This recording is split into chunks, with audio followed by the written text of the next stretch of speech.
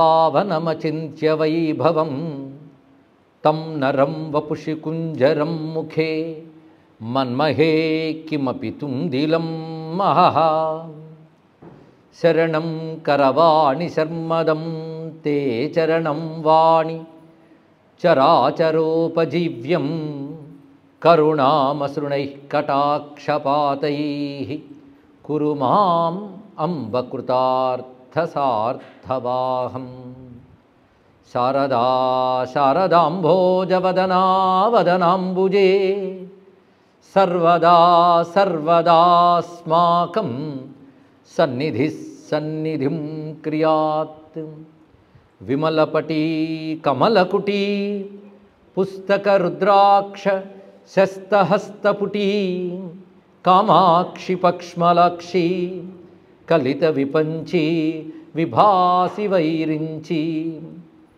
వాగర్థావివ సంపృక్తౌ వాగర్థ ప్రతిపత్తయే జగతః పితరౌ వందే పార్వతీ పరమేశ్వరౌ గురవే సర్వలోకానాం భిషజే భవరోగిణాం నిధయే సర్వవిద్యానాం దక్షిణామూర్తయే నమః నారాయణ సమారంభాం వ్యాసశంకరమధ్యమాం అస్మదాచార్యపర్యంతాం వందే గురుపరంపరాం నారాయణం నమస్కృత్య నరం చైవ నరోత్తమం దేవీం సరస్వతీం వ్యాసం తతో జయముదీరయేత్ రామం రామానుజం సీతాం భరతం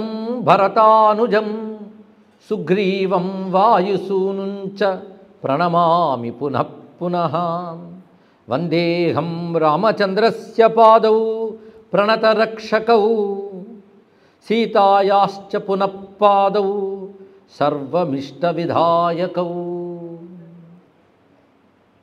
ఆపదామపహర్తారం దాతారం సర్వసంపదాం లోకాభిరామం శ్రీరామం భూయో భూయో నమామ్యహం రామాయ రామభద్రాయ రామచంద్రాయ వేధసే రఘునాథాయ నాథాయ సీతాయాః పతయే నమః వామే భూమిసుతా పురశ్చ హనుమాన్ పశ్చాత్ సుమిత్రాసుతః శత్రుఘ్నో భరతశ్చ పార్శ్వదలయోః వాయువాదికోణేషు చ సుగ్రీవశ్చ విభీషణశ్చ యువరాట్ తారాసుతో జాంబవాన్ మధ్యే నీలసరోజకోమలరుచిం రామం భజే శ్యామలం శ్రీరామం భజే శ్యామలం యత్ర యత్ర రఘునాథకీర్తనం తత్ర తత్ర కృతమస్తకాంజలిం బాష్పవారి పరిపూర్ణలోచనం మారుతిం నమత రాక్షసాంతకం వదామి రామనామ చైవ దేవరత్నసప్రభం ప్రణౌమి రామపాదమేవ కామధేను సన్నిభం స్మరామి రామరూపమేవ కల్పభూజధర్మవత్ భవామి రామ ఏవమేవ భక్తిభావసంపదా శివాయ గురవే నమః శివాయ గురవే నమః శివాయ గురవే నమః శ్రీమాత్రే నమః శ్రీమాత్రే నమః శ్రీమాత్రే నమః శ్రీ విష్ణురూపాయ నమః శివాయ శ్రీ విష్ణురూపాయ నమః శివాయ శ్రీ విష్ణురూపాయ నమః శివాయ శ్రీరామ జయ రామ జయ జయ రామ శ్రీరామ జయ రామ జయ జయ రామ శ్రీరామ జయ రామ జయ జయ రామ. నమో మహద్భ్యో ఋషిభ్యో గురుభ్యో నమః. శ్రీ అయోధ్యాయై నమః. శ్రీ సరయూదేవ్యై నమః.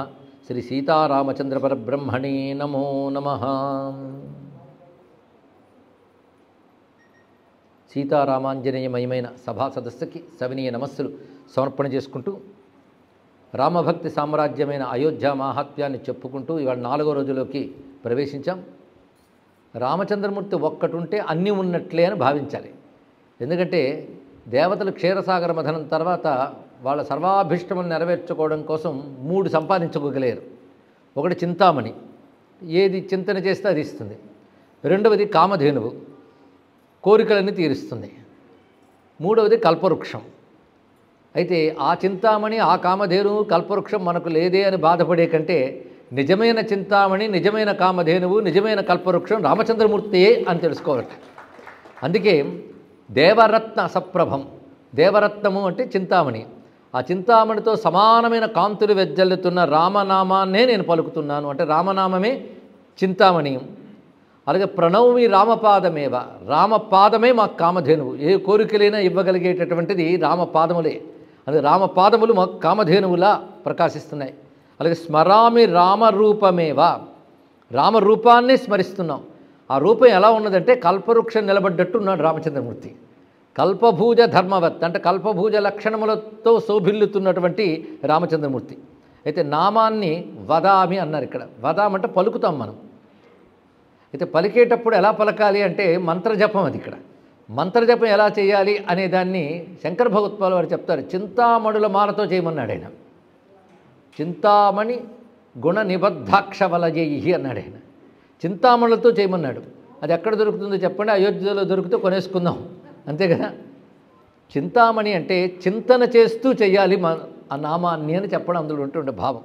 మణి అంటే ప్రకాశము అని అర్థం. చింతన చేస్తున్నప్పుడు రామభావన ప్రకాశిస్తూ ఉండగా జపించాలి. అందుకే జపం దగ్గర చింతామణే చెప్పడం శ్రేష్టం కనుక వదామి రామనామం, రామనామము చింతామణి వంటిది, దేవరత్నం వంటిది అన్నారు. అలాగే రామ పాదానికి నమస్కారం చేసేది పాదానికే కదా. అది కామధేనువులా మనకి కావలసినవన్నీ ఇస్తున్నది. ఇక ఆయన కల్పవృక్ష ధర్మములు ఉన్నాయట. అసలు ధర్మమే కల్పవృక్షం. ఏదైనా ఇవ్వగలిగేది ధర్మమే గనక ధర్మము కల్పవృక్షమే. మరి కల్పవృక్ష ధర్మం అంటే అలాంటి ధర్మరూపమైన కల్పవృక్షముగా రామచంద్రమూర్తి ప్రకాశిస్తున్నాడు గనక ఆయన్ని మేము స్మరామి, స్మరిస్తున్నాము అన్నారు ఇక్కడ. అంటే వదామి, ప్రణవమి, స్మరామి ఈ 3 చెప్పడంతో మొదటిది వాక్కు, రెండవది శరీరము, మూడవది మనస్సు, త్రికరణాలతో రాముణ్ణి పట్టుకున్నాం. ఎందుకంటే చింతనలు నెరవేర్చేది ఆయనే, కోరికలు నెరవేర్చేది ఆయనే, చివరకు మన సంకల్పాలు నెరవేర్చేది ఆయనే. కానీ చింతన చేయడానికి చింతామణి, రాముడే మన కోరిక అనడానికి కామధేనువు, మన సంకల్పమంతా రామమయము అనడానికి కల్పభూజము అని చెప్పారు. ఇలాంటి భావనతో ఆరాధిస్తే ఏమవుతుందంటే అది భక్తిభావ సంపద అవుతుంది. ఆ భక్తిభావ సంపదతో లభించేది ఏంటంటే నేను రాముడిని అయిపోతాను. భవామి రామయేవ, నేను రాముడిని అవుతానంటే అర్థం ఏంటి? రాముడితో తాదాత్మ్యం చెంది రామమయమవుతాను, రామైక్యం పొందుతాను. అది చివరికి లక్ష్యం. ఆ లక్ష్యం సిద్ధించాలంటే త్రికరణాలతో చింతామణిగా, కామధేనువుగా, కల్పవృక్షంగా రాముడినే పట్టుకోవాలి అని అందమైన భావంతో రామాశ్రయం పొంది రామాయణ తపస్విగా రామచంద్రమూర్తిని భావన చేసిన మా నారాయణరావు గారిని ముందు అభినందిస్తూ ఆ వారి శ్లోకాన్ని ఇప్పుడు మనం చెప్పుకున్నాం.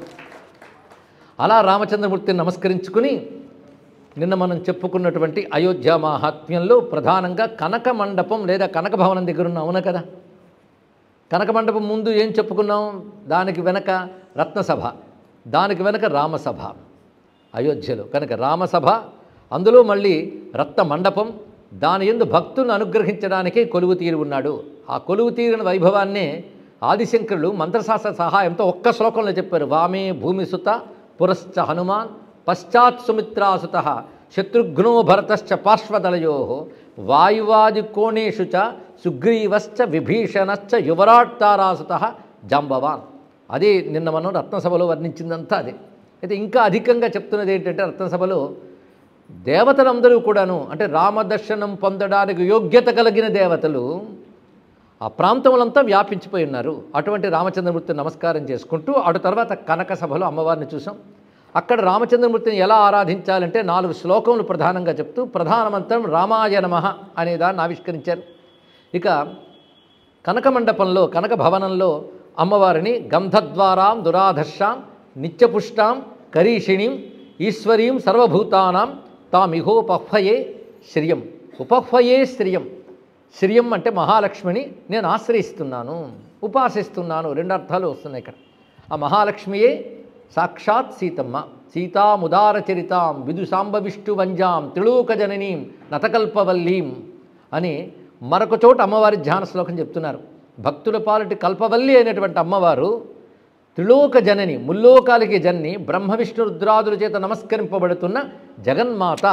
అటువంటి ఆ తల్లి కొలువు తీరినటువంటి చోటే కనక మండపము లేదా కనక భవనం అని చెప్పబడుతున్నది. ఆ తర్వాత ఏవం సంపూజ్య విధివత్, ఈ విధంగా రత్నసభలో సీతారాముని నమస్కరించి కనక మండపంలో అమ్మవారిని ఆశ్రయించి ఆ తర్వాత ఎక్కడికి వెళ్ళాలి, దేని తర్వాత ఏదో ఉందండి.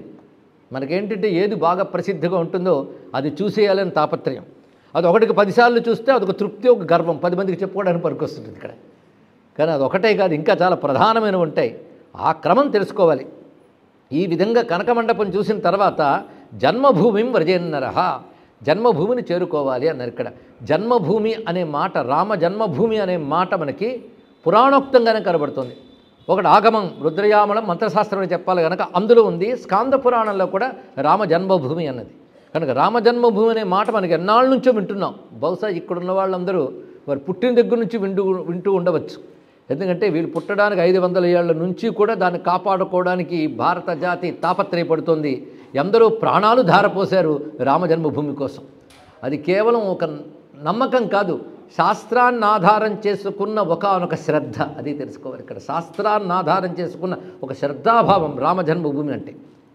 అందుకే చాలామంది రాముడు ఇక్కడే పుట్టేయడానికి మీరేం చెప్పగలరు అంటే, రాముడిని విశ్వసించే సనాతన ధర్మం శాస్త్రాన్ని విశ్వసిస్తుంది. ఆ శాస్త్రం ప్రకారంగా రామ జన్మభూమి ఇది అని శాస్త్రం నిర్దేశించింది. అది ఏది అనేది ఇప్పుడు మనం తెలుసుకోబోతున్నాం. ఇది ఎక్కడుంటుందంటే విఘ్నేశ్వరాత్ పూర్వభాగే వశిష్టాత్ ఉత్తరే తథా లోమసాత్ పశ్చిమే భాగే జన్మస్థానంతు తత్స్మృతం. ఎంత చక్కగా ఒక మ్యాప్ గీసినట్లుగా జన్మస్థానం అని దేని ననాలో చెప్తున్నారు ఇక్కడ.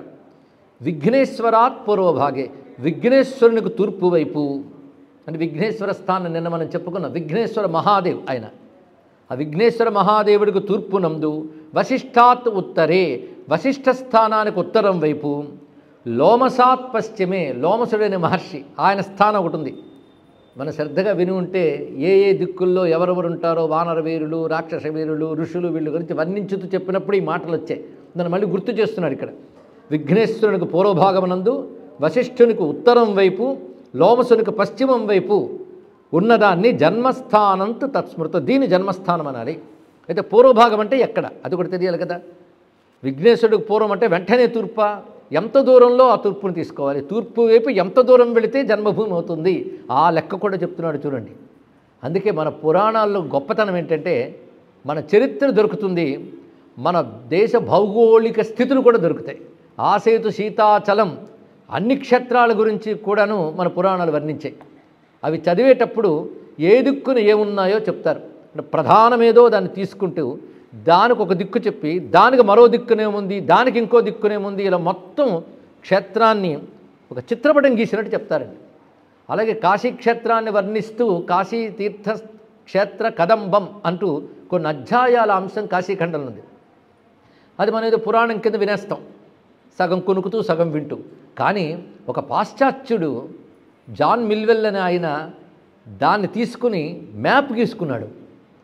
దాని ప్రకారంగా భారతదేశంకి వచ్చాడు. ఆయన ఒక యూనివర్సిటీకి వెళ్ళి ప్రొఫెసర్ని కన్సల్ట్ చేసి మీతో పాటు నేను వెళ్తాను, ఎందుకంటే నాకు ఈ ప్రాంతం తెలియదు కదా, నేను ఇలా మ్యాప్ గీసుకున్నానంటే ఇక్కడ ప్రొఫెసర్ గారు ఆశ్చర్యపోయారండి. మాకింత శ్రద్ధ లేదు, ఎందుకంటే వాటికి చాలామంది మేధావులు దీని మీద నమ్మకమే లేదు, కాలక్షేపపు రహళ్లు ఎక్కువ. మేము ఇంత సీరియస్గా తీసుకోలేదు కాశీఖండం చదివాం. కానీ మీరు ఇలా తీసుకున్నందుకు చాలా ఆనందంగా ఉంది, మీతో పాటు నేను తిరుగుతానని ఇద్దరూ కలిసి సంచరించి ఆయన ఏ డాట్స్ పెట్టుకుని వచ్చాడో అవి ఇప్పటికీ అలాగే ఉండడం చూసి ఆశ్చర్యపోయారండి. అక్కడ ఆలయం ధ్వంసమైనప్పటికి కూడా ఆ మణికర్ణిక ఇత్యాదులు బట్టి స్వామి ధామం ఏంటో కూడా పట్టుకోగలిగారు. దాన్ని బట్టి సూర్యాలయాలు, గణపతి ఆలయాలు వీటన్నిటి మీద అద్భుతమైనటువంటి పరిశోధన గ్రంథాన్ని రచించాడు ఆయన. ఆయనకు తోడుగా ఉన్న ఆయన తర్వాత ఇంకా పరిశోధనలు చేసి ఆయన పుస్తకాలు రాశారు. నేను ఒక కాశీకి ఉదాహరణ చెప్పాను, అలాగే అన్నిటికీ ఉన్నాయండి. ఇది గురువుల దయ వల్ల ఈ క్షేత్రాలకు సంబంధించిన ఏ వాంగ్మయం చదివినా ఈ డైరెక్షన్స్ మాత్రం రాశారు. అది వ్యాసుడు రాశాడా, మరొకటి రాశాడా మనకు అనవసరం. ఇది కొత్త పరిశోధనలు మొదలయ్యాయి. అన్ని పురాణాలు వ్యాసుడే రాసి ఉంటాడా? మధ్యలో ప్రక్షిప్తం చేశారేమో. వ్యాసుడికి ముందు పురాణాలు లేవా? వ్యాసుడికి ముందు కూడా పురాణాలు ఉన్నాయి. వ్యాసుడు అష్టాదశ మహాపురాణములు రచించాడు, అందరూ ఒప్పుకుంటారు. అష్టాదశ ఉపపురాణాలు కూడా రచించాడని సంప్రదాయంలో ఒప్పుకుంటారు. అవి చెప్పినవి కాక ఇంకా పురాణాలు కనబడుతున్నాయి. అవి ప్రమాణములేనా అంటే వేదానికి విరుద్ధం చెప్పనంత వరకు ప్రతిదీ ప్రమాణమే తెలుసుకోవాలి. ఇక్కడ వేదానికి విరుద్ధం చెప్పనంత వరకు, వేద సమ్మతంగా చెప్పినంత వరకు, మనకు పనికొచ్చే మంచి విషయాలు చెప్పినంత వరకు ప్రతిదీ ప్రమాణమే, ప్రాచీనమే. కానీ పురాణము వ్యాసునితో మొదలవలేదు. పురాణం అనే ప్రక్రియ బహురూపాలతో ఉన్నది. అందులో కొన్నిటిని వ్యాసుల వారు మనకు అందించారు. ఇంకా ప్రాచీన పురాణములు, ఆశ్చర్యకరమైన పురాణములు కొన్ని ఉన్నాయి. మనం ఏదో కొన్ని నిశ్చితాభిప్రాయాలు ఏర్పరచుకుని అవన్నీ వదిలేసుకుంటే అద్భుతమైన జ్ఞానాన్ని పోగొట్టుకున్న వాళ్ళం అవుతాం. అవి చదివితే ఎన్ని విషయాలు తెలుస్తాయండి. వాటన్నింటిలో ఈ డైరెక్షన్స్ చెప్పేశారు. లేకపోతే రుద్రయామణం ఏ పురాణం కిందకు వస్తుంది? కానీ అందులో చెప్పిన అంశములు మనం ఇప్పుడు తీసుకుంటున్నాం. మరి ఇదే విషయం స్కంద పురాణంలో కూడా కనబడుతున్నది. పద్మపురాణంలో కూడా అయోధ్య మహాత్మ్యం ఉంది. ఇలా అనేక చోట్ల అయోధ్య గురించి ప్రస్తావన కనబడుతూ ఉంటుంది. ఇక్కడ జన్మభూమి యొక్క డైరెక్షన్స్ చెప్పేటప్పుడు ఇందాక చెప్పిన స్థానాలు గుర్తున్నాయి కదా. అయితే ధను పంచాశదుర్ధ్వం స్థానం వై లోమస స్థలాత్ అన్నారు. ఇక్కడ లోమస స్థానం నుంచి 50 ధనువుల దూరంలో 500 ధనువులు, ధను పంచాశత్ అంటే 500 ధనువుల దూరంలో ఉంది. ధనువులు అంటే మనం ఈ రోజుల్లో లెక్కలు వేరు, అప్పుడు ధనువులనుక లెక్క ఉంది. అలాగైతే కురుసములు యోజనములు ఉన్నాయి, ధనువులనుక లెక్క. అన్ని ధనువుల దూరంలో ఉన్నది లోమస స్థానానికి 500 ధనువుల దూరంలో ఉంది రామజన్మభూమి. అలా విఘ్నేశ్వర సహస్రష్ట ఉన్మత్తాచ్చ ధనుశతం, విఘ్నేశ్వర పీఠం నుంచి 8000 ధనువుల దూరంలో ఉన్నది. అంటే యోజన అంత పెద్దది కాదండి, ఇది కొన్ని వందల మీటర్లు కలుపుకుంటే ధనువు అవుతుంది. మొత్తానికి విఘ్నేశ్వర పీఠం నుంచి మొత్తం సహస్రాష్ట అంటే 8000 ధనువుల దూరంలో ఉంది. అలాగే ఇంత 3 చెప్పాడు, 4 చెప్పాలి కదా. ఇంకోటి ఉన్మత్తేశ్వరుడని, ఉన్మత్త స్థానానికి 1000 ధనుస్సుల దూరంలో ఉన్నది.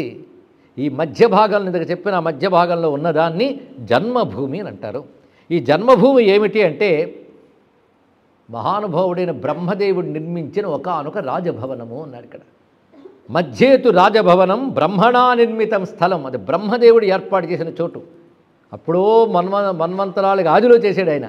కానీ ఆయనకు తెలుసుగా తర్వాత ఇక్కడ రాముడు రాబోతున్నాడని, కనుక అలాంటి చోట ఆయన ఆ భవన నిర్మాణం చేయించాడు. జన్మస్థానమిదం ప్రోక్తం, దాన్ని జన్మస్థానం అంటారు. ఈ జన్మస్థానమే జన్మభూమి అని చెప్పబడుతున్నది. ఇంత చక్కగా లెక్కలున్నాయండి. విఘ్నేశ్వరుడని ఆయన ఎక్కడున్నాడంటే మనకి ఇక్కడ ఫైజాబాద్ ఉంది దగ్గరలోనే, చాలామందికి తెలిసి ఉంటుంది. ఈ ఫైజాబాద్లో కక్రహి బజార్ అనే బజార్ ఉంది. ఆ బజార్ దగ్గర ఉన్నాడు ఈ స్వామి విఘ్నేశ్వర మహాదేవుడు. అక్కడ బోర్డులు కూడా ఉంటాయి మీరు చూస్తే. అలాగే లోమసస్థానికి బోర్డు ఉంది, ఎప్పటి నుంచో ఉంది, ఇప్పుడు కాదు. అవి చెప్పబడుతూ ఉన్నాయి. వాటి నుంచి లెక్క కడితే జన్మభూమి చక్కగా నిర్ణయింపబడుతుంది. అందుకే జన్మభూమి నిజంగా రాముడు జన్మించినదే అనడానికి ఏది ఆధారము అని కోర్టు ప్రశ్నించినప్పుడు మనకి చివరి తీర్మానం విడుదలయ్యే సమయానికి అద్భుతమైన వాదన వినిపించినటువంటి ప్రముఖ న్యాయవాది పరాశరన్ గారు ఈ శ్లోకాలని ఉట్టంకించారు. ఈ శ్లోకాలను చూపిస్తూ ఈ మ్యాపులను చూపించారు. అది పరిశీలించే 100కు 100 పాళ్ళు ఇది హిందువులదే న్యాయస్థానం అంగీకరించింది. రెండవది ఏమిటి అంటే అక్కడ బయటపడ్డటువంటి శిథిలములు, ఆ శిథిలాలన్నీ హైందవ శిల్పములు ఉన్నాయి. అయితే ఆ భవ్యమైన మందిరం నిర్మించింది ఎవరంటే విక్రమాదిత్యుడు. ఇది తెలుసుకోవాలి. విక్రమాదిత్యుడిని ప్రతిరోజు భారతీయులు తలంచుకోవాలండి. విక్రమార్క చక్రవర్తి, ఆయన సామాన్యుడు కాడు. ఆనాడే సనాతన ధర్మాన్ని, సమగ్రమైన భారతదేశాన్ని, అంటే ఇప్పుడు ముక్కలైపోయిన భారతదేశం కూడా అప్పుడు భారతదేశమే, దీన్ని అంతటి ఏకఛత్రాధిపత్యంగా ఏలేడైన. ఇప్పుడు మనం వేరే దేశాలు అనుకుంటున్న నయపాల్ అంటే నేపాల్ మొదలైనవి కూడా అప్పుడు ఆయన సామంతముగా ఉండేవి. అలాంటి మహాచక్రవర్తి చరిత్ర ఉన్నది. అయితే వాటిని మనం చరిత్రగా తెలుసుకోలేదు. ఎందుకంటే మనల్ని దేనికి పనికిరాని వారిని రుజువు చేయడం కోసం పాశ్చాత్యులు రచించిన చరిత్రనే నిన్న మొన్నటి వరకు చదువుకున్నాం, ఇప్పుడు అదే ప్రమాణంగా భావిస్తున్న పెద్దవాళ్ళు ఉన్నారు. అవునా లేదా అండి? లేకపోతే ఇంకా ఆర్యద్రావిడ సిద్ధాంతాన్ని నమ్ముతున్న వాళ్ళు ఉన్నారు అంటే అంతకంటే దౌర్భాగ్యం ఏముంది? అంటే దశాబ్దాల పాటు తప్పుడు చరిత్ర చదివేశాం. వాళ్ళు ఇచ్చినది మనకి స్వతంత్రం వచ్చిన దగ్గర నుంచి సవరించుకోలేదు. అవి అలవాటైపోయి కనుక పెద్ద సీరియస్నెస్ అనిపించదండి. ఎందుకంటే స్పందించే లక్షణం పోయిన వార్ధక్యంలో కూర్చుంటే స్పందన ఎక్కడ ఉంటుందండి? స్పందన పోయింది. యువత ఇది తెలుసుకోరు కనుక వాళ్ళకి స్పందన లేదు, పెద్దలకు ఎలాగో ఉండదు. ఎవరికోసం అరణ్యరోధన అనిపించే పరిస్థితి ఏర్పడుతుంది. మన సంస్కృతిని మనం చేజేతులా నాశనం చేసుకుంటున్నాం. ఇది తెలుసుకోవాలి. ఇప్పటికైనా జాగృతి చెందేమా? రామజన్మభూమి మనకు వచ్చింది, ఆలయం మనకు వచ్చిందని గర్వించిన హిందువులు ఎంతమంది అండి ఆలోచిస్తే? అది బాధాకరమైన అంశమే. ఎప్పటికి గ్రహించగలమో ఈ విషయములన్నీ? కనుక వెంటనే ఇవి మహిమాన్వితమైన పురాణ కథలను కాకుండా మన చరిత్ర, మన పూర్వీకుల వైభవం, నా దేశం, నా పూర్వీకులు, నా పరంపరను తెలియజేసే గ్రంథములని, పురాణాలని శిరస వహించినప్పుడే ఈ జాతి మేల్కొనగలదు. ఈ శ్లోకములను ఆయన ఉటంకిచ్చాడన్న విషయం తెలుసుకోగానే కలిగిన ఒకానొక ఆనంద స్పందనతో ఇది మనం చెప్పుకుంటున్నాం. ఇంత చక్కగా డైరెక్షన్స్ చెప్పాడు మహర్షి. అంటే తర్వాత ఒక జాతి వస్తుంది, వాళ్ళు ఏది ఎక్కడని ప్రశ్నిస్తారు, వాళ్ళకి పనికొస్తుందని రాసిపెట్టాడు మహానుభావుడు ఇక్కడ. అందుకు అంత చక్కగా తెలియజేస్తున్నాడు. విఘ్నేశ్వరాత్ పూర్వభాగే వశిష్టాత్ చోత్తరే తథా లోమసాత్ పశ్చిమే భాగే జన్మస్థానం తు తత్ స్మృతం ధను పంచశతాదూర్ధ్వం స్థానం వై లోమసస్థలాత్ ఊర్ధ్వం. మళ్ళీ కిందకి గీత గీయకుండా పైకి గీయాలి ఇక్కడ. విఘ్నేశ్వర సహస్రాష్ట ఉన్మత్తాచ్చ ధనుశతం మధ్యేతు రాజభవనం బ్రహ్మణా నిర్మితం స్థలం జన్మస్థానమిదం ప్రోక్తం మోక్షాది ఫలదాయకం. అయితే ఈ జన్మస్థానంలో మనం ప్రవేశిస్తే చాలు. ఆ జన్మస్థలంలో వెళితే ఆ గుడి బాగుందా లేదా అది అనవసరం. ఆ స్థలం రాముడిది, రాముడు పుట్టిన చోటు. అది తేలేక కూడా మీకు కొంత, ఈ ఆలయం ధ్వంసం చేసిన జాతికి కొంత అని విభాగం చేశారంటే మనకి ఇంకా స్వాతంత్రం రాలేదని అర్థం తెలుసుకోండి ఇక్కడ. అది 100కి 100 పాళ్ళు హిందువులది కావాలి, అది ఇంకొకరికి పంచబడకూడదు. అలాంటి స్థలం ఇది తెలుసుకోండి ఇక్కడ. అయినా మనం ఊరుకున్నామంటే స్పందన పోయిందని అందరికీ తెలిసిపోయింది ఇక్కడ. అది మనదే, అందులో కొంత మనది, ఇంకొకరికి ఇవ్వడానికి వీలు లేదు. 100కి 100 పాళ్ళు ఇది హిందువులదే అని తెలుసుకోవాలి ఇక్కడ. ఈ మాట గట్టిగా అంటే రాముడు వింటాడేమో అని ఆశ. మొత్తాన్ని జన్మస్థానమిదం ప్రోక్తం. జన్మస్థానం ఇక్కడ క్షేత్రములు ఎందుకున్నాయంటే సాధన కోసం. ఇది బాగా గుర్తుపెట్టుకోవాలి. క్షేత్రములు సాధనార్థం ఉన్నాయి. అందుకని విజిట్ చేసి వచ్చి ఫోటో ఒకటి తీసుకొని దాచిపెట్టుకుని ఊరికి వెళ్ళి 10 మందికి చూపించడం కోసం లేవు. ఎక్కడ ఏ సాధన చేస్తే ఏది ఫలితమో చెప్తున్నాడు. అయోధ్యంతో గొప్పదే కావచ్చు, కానీ స్వర్గస్థానం దగ్గర ఒక రకమైన సాధన చెప్పాడు, రత్నమండపం దగ్గర సాధన చెప్పాడు. ఇప్పుడు సాధన ఏకంగా రాముడు ఎక్కడ ఆవిర్భవించాడో అక్కడ, రాముడు ఎక్కడ వ్యక్తమయ్యాడో అక్కడ. పరమాత్మ వ్యక్తమైన చోటు రామజన్మభూమి అంటే, రామజన్మస్థానం అంటే అక్కడ చేరి సాధన చేయమన్నాడు. సాధన అంటే ఏం చేస్తాం? స్మరణ ఒక సాధన, గానం ఒక సాధన, పూజ ఒక సాధన. పూర్వం ఏ విధానాలు ఉండేవో కానీ అక్కడికి వచ్చి ఒక రకమైన పూజ చేయమని చెప్తున్నాడు ఇక్కడ. ఆ పూజ ఇప్పుడు చేసుకునే వీలు అక్కడ ఉందో లేదో కానీ భావనతో చేసుకోవచ్చు కదా. అది చేసుకోవడానికే కదా ప్రవచనం. ఆ భావన చేద్దాం. ఇప్పుడు అందరూ ఎక్కడున్నాం? అమ్మయ్య జన్మస్థలంలో. అంతేగాని రామహర్ష్ సభా ప్రాంగణంలో ఇప్పుడే టిఫిన్ చేసి కూర్చున్నాం అనలేదు, అది సంతోషం. అక్కడున్న జన్మస్థలంలో, ఆ జన్మస్థలంలో ఎలాంటిది అంటే యద్దృష్ట్వా, చూసినంత మాత్రమే మనుష్యస్య గర్భవాసక్షయో భవేత్.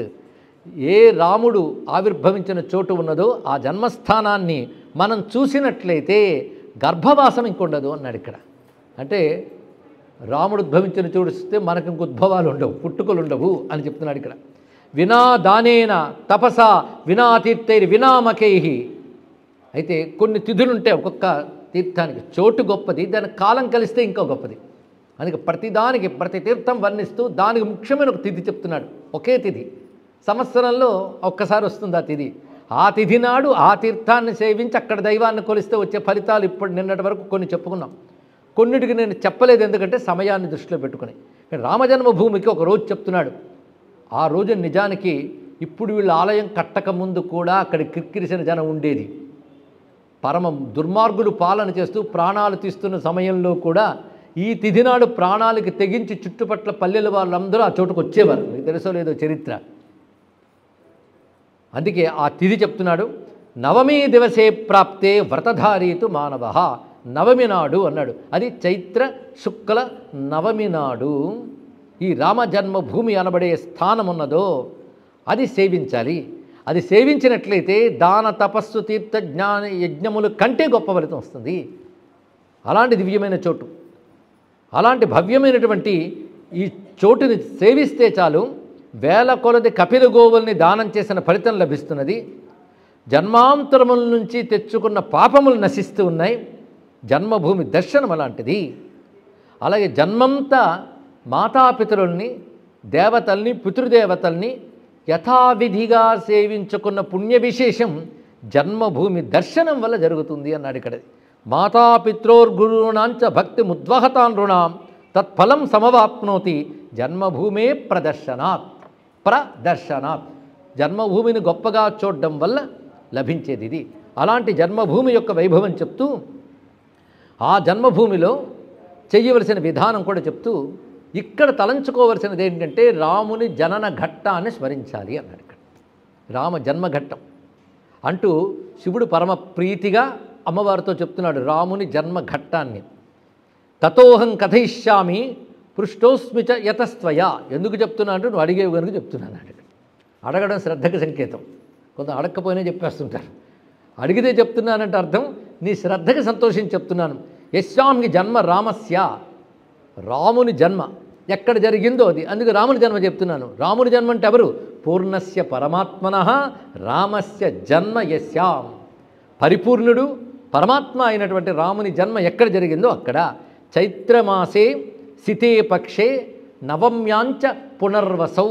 చైత్రమాస శుక్లపక్ష నవమి పునర్వసు నక్షత్రం నాడు తతో మధ్యాహ్న సమయే. అభిజిల్లగ్నంలో, అభిజిల్లగ్నం అంటేనే విజయానికి సంబంధించిన లగ్నం అది. ఆ నక్షత్రం అభిజిన్ నక్షత్రం, ప్రత్యేకం. 20 నక్షత్రాలకు రాదు అది. అది ఉన్న సమయం అది. అక్కడ కౌసల్య శుశువే సుతం. అప్పుడు కౌసల్య అక్కడ కన్నది. తతో దేవా సగంధర్వా సిద్ధాశ్చారణ గుహ్యకా దివ్యతూర్యాణ్యవాద్యంత ముదితా యత్ర తత్ర. ఆ సమయంలో దేవగంధర్వ సిద్ధచారణాదులు దివ్య వాద్యములు మోగిస్తూ, గానములు చేస్తూ, నృత్యములు చేస్తూ కుసుమ వృష్టి కురిపించారు. మహర్షులు మంత్రములతో ఆరాధన చేశారు. అలా ఎక్కడ చేశారో ఆ చోటు జన్మభూమి. అక్కడ దేవతల పుష్పవృష్టి కురిసింది, మంత్రనాదములు మారుమ్రోగాయి. అలాంటి చోటు. ఆ చోటు ఎంత గొప్పదంటే మణుల్లో చింతామణి ఎంత గొప్పదో, వృక్షాల్లో కల్పవృక్షం ఎంత గొప్పదో, వ్రతాలలో నవమీ వ్రతం ఎంత గొప్పదో, స్థానాల్లో రామజన్మస్థానం అలాంటిది అని చెప్పాడు. అంత గొప్పదండి. దీన్ని బట్టి మనకు విషయం తెలిసింది. కల్పవృక్షం గొప్పదని, చింతామణి గొప్పదని కాదు, నవమీ వ్రతం గొప్పదని. నవమీ వ్రతం చాలా గొప్పది. అది ఎలా చేయాలో చెప్తున్నాడు. నవమీ వ్రత విధానం ఇది వారి వారి శక్తి అనుసారం చేయవలసింది. రామభక్తులకు ఎప్పుడైనా భక్తి పూర్ణమయ్యేది, యోగం అయ్యేది ఎందువల్ల అంటే ఒకటి మంత్రజపం ఒకటి, పూజ ఒకటి, అదేవిధంగా వ్రతం ఒకటి. అందుకే ఏ భగవంతుడిని ఆరాధిస్తున్నా మన గురించి తెలుసుకోవాలి. మొదటి స్టెప్ అది. తెలుసుకున్న తర్వాత తన మంత్ర నామాదులు జపం చేయాలి. మూడవది పూజించాలి. నాలుగవది వ్రతాచరణ చేయాలి. దీన్ని యోగము అంటారు, ఆయా వ్రతములు. కనుక ఏ దేవతను ఆరాధిస్తున్నామో ఆ దేవతను ఉద్దేశించిన వ్రతాచరణ చేయాలి. అది యోగంలో ఒక భాగం. అప్పుడు ఉపాసన అవుతుంది. ఉపాసన యోగంలో తద్దేవతా వ్రతం ఒకటి. కానీ నేను దేవుడు అంటే చాలా ఇష్టం అండి అని పాటలు పాడుకుంటే సరిపోదు. అక్కడ తద్వ్రతాచరణలు కూడా ఉన్నాయి. ఆ వ్రతములు ఎన్నో ఉన్నాయి. అందులో చైత్రమాసే నవమ్యాం, ఆ రోజు తప్పకుండా వ్రతాచరణ చేయాలి. అలాగే పునర్వసు నక్షత్రం ఒకటి రామభక్తులకు చాలా ముఖ్యం. ప్రతి మాసంలో వచ్చే పునర్వసు నాడు ప్రత్యేకంగా రామ పూజ చేయడము, అలాగే ప్రతి మాస శుక్లపక్ష నవమి నాడు రామారాధన చేయడము కనబడుతుంది. అలాగే వారాలలో రాముడికి ప్రీతి అయినది. ఎందుకంటే రామభక్తి సామ్రాజ్యం రామోపాసన పద్ధతిని కూడా చెప్పాలని అనుకున్నాం కనుక అది సందర్భానుగుణంగా తెలుసుకుంటున్నాం. దశావతారాల్లో ఒక్కొక్క గ్రహానికి ఒక్కొక్క అవతారానికి అనుబంధం ఉన్నది. సూర్యుడు ఆదివారానికి అధిపతి.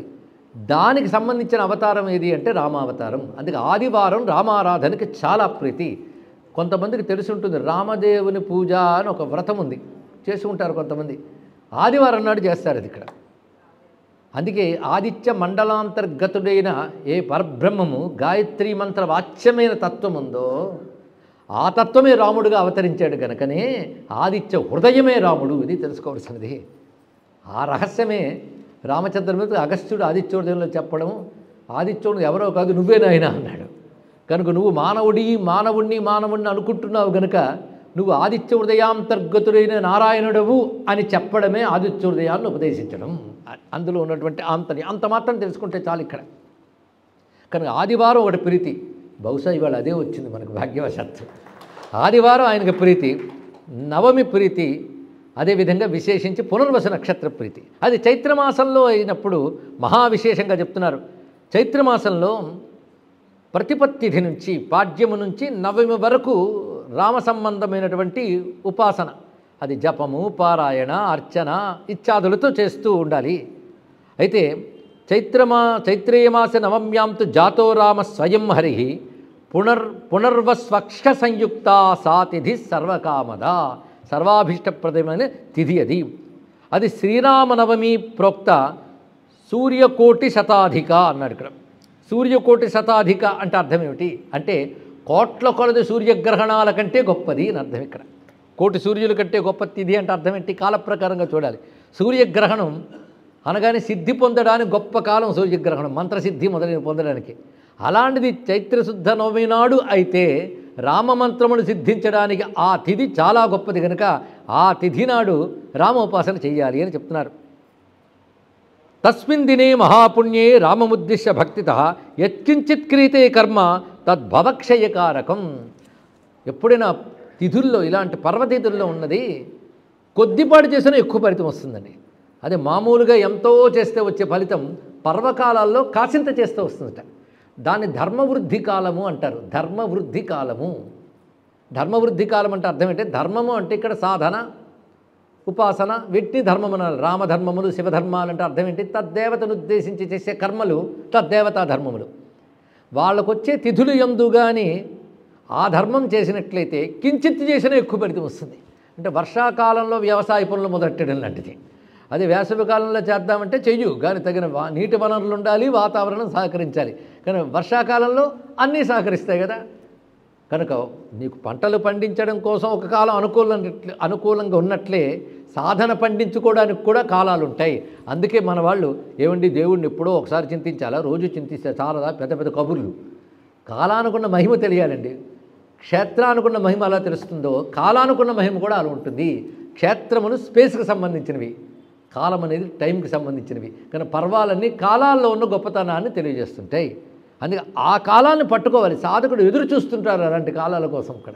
కానీ చైత్రశుద్ధ నవమి రాగానే ఆ కాలంలో ఎత్కించిత్ ఏ కొద్దిపాటి చేసినప్పటికీ కూడా అదికి భవక్షయకారకం, ఏకంగా సంసార బంధనాన్ని పోగొట్టగలదు, అంత గొప్పది. అయితే అప్పుడు చేయగలిగింది ఏమిటి అంటే ఉపోషణం జాగరణం రామముద్దిశ్య తర్పణాత్ తస్మిన్ దినేతు కర్తవ్యం బ్రహ్మప్రాప్తిమభీప్సుభి అన్నాడు.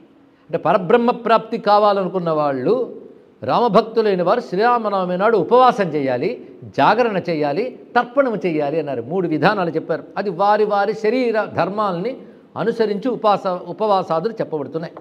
రామ ఏవ పరబ్రహ్మ తద్దినం రామతోషకం. ఇది బ్రహ్మప్రాప్తి కోసం చేయమన్నారు కదా.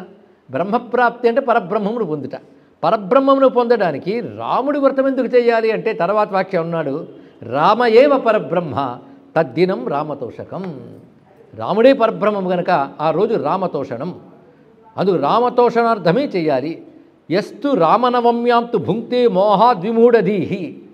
రాముని వ్రతం ఆచరించకుండా ఆ రోజున ఆహార స్వీకారం చేసినట్లయితే వాడు కుంభీపాకాదని నరకముల్లో పడతాడు అన్నాడు. ఈ మాట చెప్పగానే భయపడిపోవడం కాదు. కొందరు భయపడితే కానీ చేయరని ఋషి యొక్క ఉద్దేశం కావచ్చు. కానీ భయపడవలసిన అవసరం లేదండి. ఇలాంటివి చెప్పినప్పుడు ఆ తిథి యొక్క ప్రశస్తిని చెప్పారని తెలుసుకోవాలి. కానీ ఆ రోజు తినేసాం కనుక కుంభీపాక నరకంలో పడిపోతామని భయపడకూడదు. అది ముందే చెప్పుకున్న శరీరాది స్థితులు బట్టి ఇవన్నీ చేసుకోవాల్సినది. అందుకే ఆ సమయంలో రాముని ఉద్దేశించి దానం చేయడం, రామనామ పరాయణుడుగా జీవించడం, రామ జననగాథని పారాయణ చేయడం, రామ కథని పారాయణ చేయడం ఒకటి, ఇవన్నీ విధానాలుగా చెప్తున్నారు. అందుకే రాముని ఆరాధించి ఆహారం స్వీకరించమని ఇందులో చెప్తున్న గొప్ప విషయం ఇది. ఈ విధంగా చెప్తూ రామోత్సవములు చేయబడినాడు. ఎప్పుడైనా దేవతారాధనలో దేవత ఉత్సవాలు కూడా ప్రధానమండి. ఇక్కడ దేవతోత్సవములు అని చెప్పబడతాయి. అందుకే భగవంతుడికి చేసే ఉత్సవాలు, రథోత్సవం కానీ, మరొక ఉత్సవం కానీ, పట్టాభిషేకోత్సవం, కళ్యాణోత్సవం, ఇవన్నీ ఉత్సవాలు. అలాగే రామోత్సవములు చేయాలి. ఏ నవమీ వ్రతపర మహోత్సవ రథాశ్చయే గతిం భగవతీం యాంతి అక్షయాం సురసేవితాం. వాళ్ళు అక్షయమైన భగవద్గతిని పొందుతారు. అక్షయం అంటే అనంతమైన భగవద్గతి అంటే కైవల్యాన్ని పొందుతారు రామోత్సవము చేసినట్లయితే అన్నారు. అయితే ఇక్కడ కానీ ధర్మశాస్త్రాల్లో కానీ ఉపాసనా శాస్త్రాల్లో చూస్తే రామనవమి నాడు చెప్పినది మాత్రము రామ అర్చన, ఆరాధన. అది బాలరాముని ఆరాధన చేయాలి. తర్వాత వాళ్ళ అమ్మని నాన్ని ఆరాధన చేయమన్నారు. అంటే కౌసల్య దశరథులను ఆరాధన చేయమన్నారు. ఆడ తర్వాత తమ్ముళ్ళను కూడా పూజించు. అంతగానే సీతారామ కళ్యాణం మాత్రం రామనవమి నాడు చెయ్యాలని చెప్పలేదండి. ఈ మాట చెప్తే తెలుగు వాళ్ళకి బాధ కలుగుతుంది. ఒక్క తెలుగు నాట మాత్రమే సీతారామ కళ్యాణం చేస్తారు రామనవమి నాడు. దీన్ని బట్టి ఏమీ తెలియని నేటి తరం వాళ్ళు అప్పుడే పెళ్ళి అనుకుంటారు. అప్పుడు కాలేదు పెళ్ళి. అయితే రామోత్సవములు చెయ్యాలి అన్నారు కనుక అందులో భాగంగా చేస్తున్నారు. చేస్తే తప్పని లేదు, కానీ చెయ్యడం విధి కాదు. అది చెప్పడం ఇక్కడ. చెయ్యాలి అని విధి లేదు, చేస్తే తప్పు లేదు. అప్పుడు బాలరాముణ్ణి పూజించాలి. ఎలాంటి బాలరాముణ్ణి పూజించాలో ధ్యానం కూడా చెప్పడే మనం తెలుసుకోబోతున్నాం. ఇక్కడ బాలరాముణ్ణి పూజించమన్నారు. మనకి తెలుగునాట ఎందుకు వచ్చిందంటే భద్రాచలం మనకి రామస్థానంగా భావిస్తాం కనుక ఉగాది నుంచి నవమి వరకు అక్కడ బ్రహ్మోత్సవాలు చేస్తారు రామక్షేత్రం కనుక. ఉత్సవాలు పూర్తయిన వెంటనే శాంతి కళ్యాణం చేయడం సంప్రదాయం. అందుకే అక్కడ సీతారామ శాంతి కళ్యాణం చేస్తారు. అది ప్రసిద్ధి చెంది ప్రతి వీట కళ్యాణం చేయడం మనకు కనబడుతున్నది. ఇక్కడ చేస్తే తప్పు కాదు, కానీ చేయాల్సిన నియమం మాత్రం లేదు. ఇది తెలుసుకోవాల్సింది. ఇక రామోత్సవాలు చేయమన్నాడు కనుక ఇది కూడా ఉత్సవంగా చేస్తే తప్పేమీ లేదు. కనుక సంప్రదాయం మనం తెలుసుకోవడం కోసం మాత్రమే ఇక్కడ ఈ ప్రస్తావన చేయడం జరుగుతుంది. ఇక్కడ అంతేకాదు ఈ రోజు రాముని ఉద్దేశించి దానాదులు కూడా చేయమన్నారు.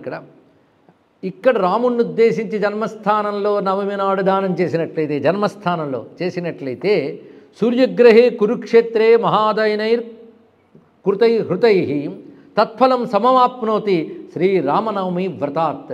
రామనవమి వ్రతాన్ని రామ జన్మస్థానంలో చేసినట్లయితే కురుక్షేత్రంలో సూర్యగ్రహణం నాడు దానము యజ్ఞము చేస్తే వచ్చే ఫలితం లభిస్తుంది అన్నారు ఇక్కడ. ఎందుకంటే సూర్యగ్రహణం ఎక్కడైనా గొప్పదే, కానీ కురుక్షేత్రంలో చాలా గొప్పది సూర్యగ్రహణం. అక్కడ చేసిన ఫలితం రామనవమి నాడు జన్మస్థానంలో రామస్మరణ వల్ల వస్తున్నది అని ఈ విధంగా చెప్తూ ఈ వ్రతమును చేసినటువంటి వాళ్ళు ఈ విధంగా ధన్యులవుతారు.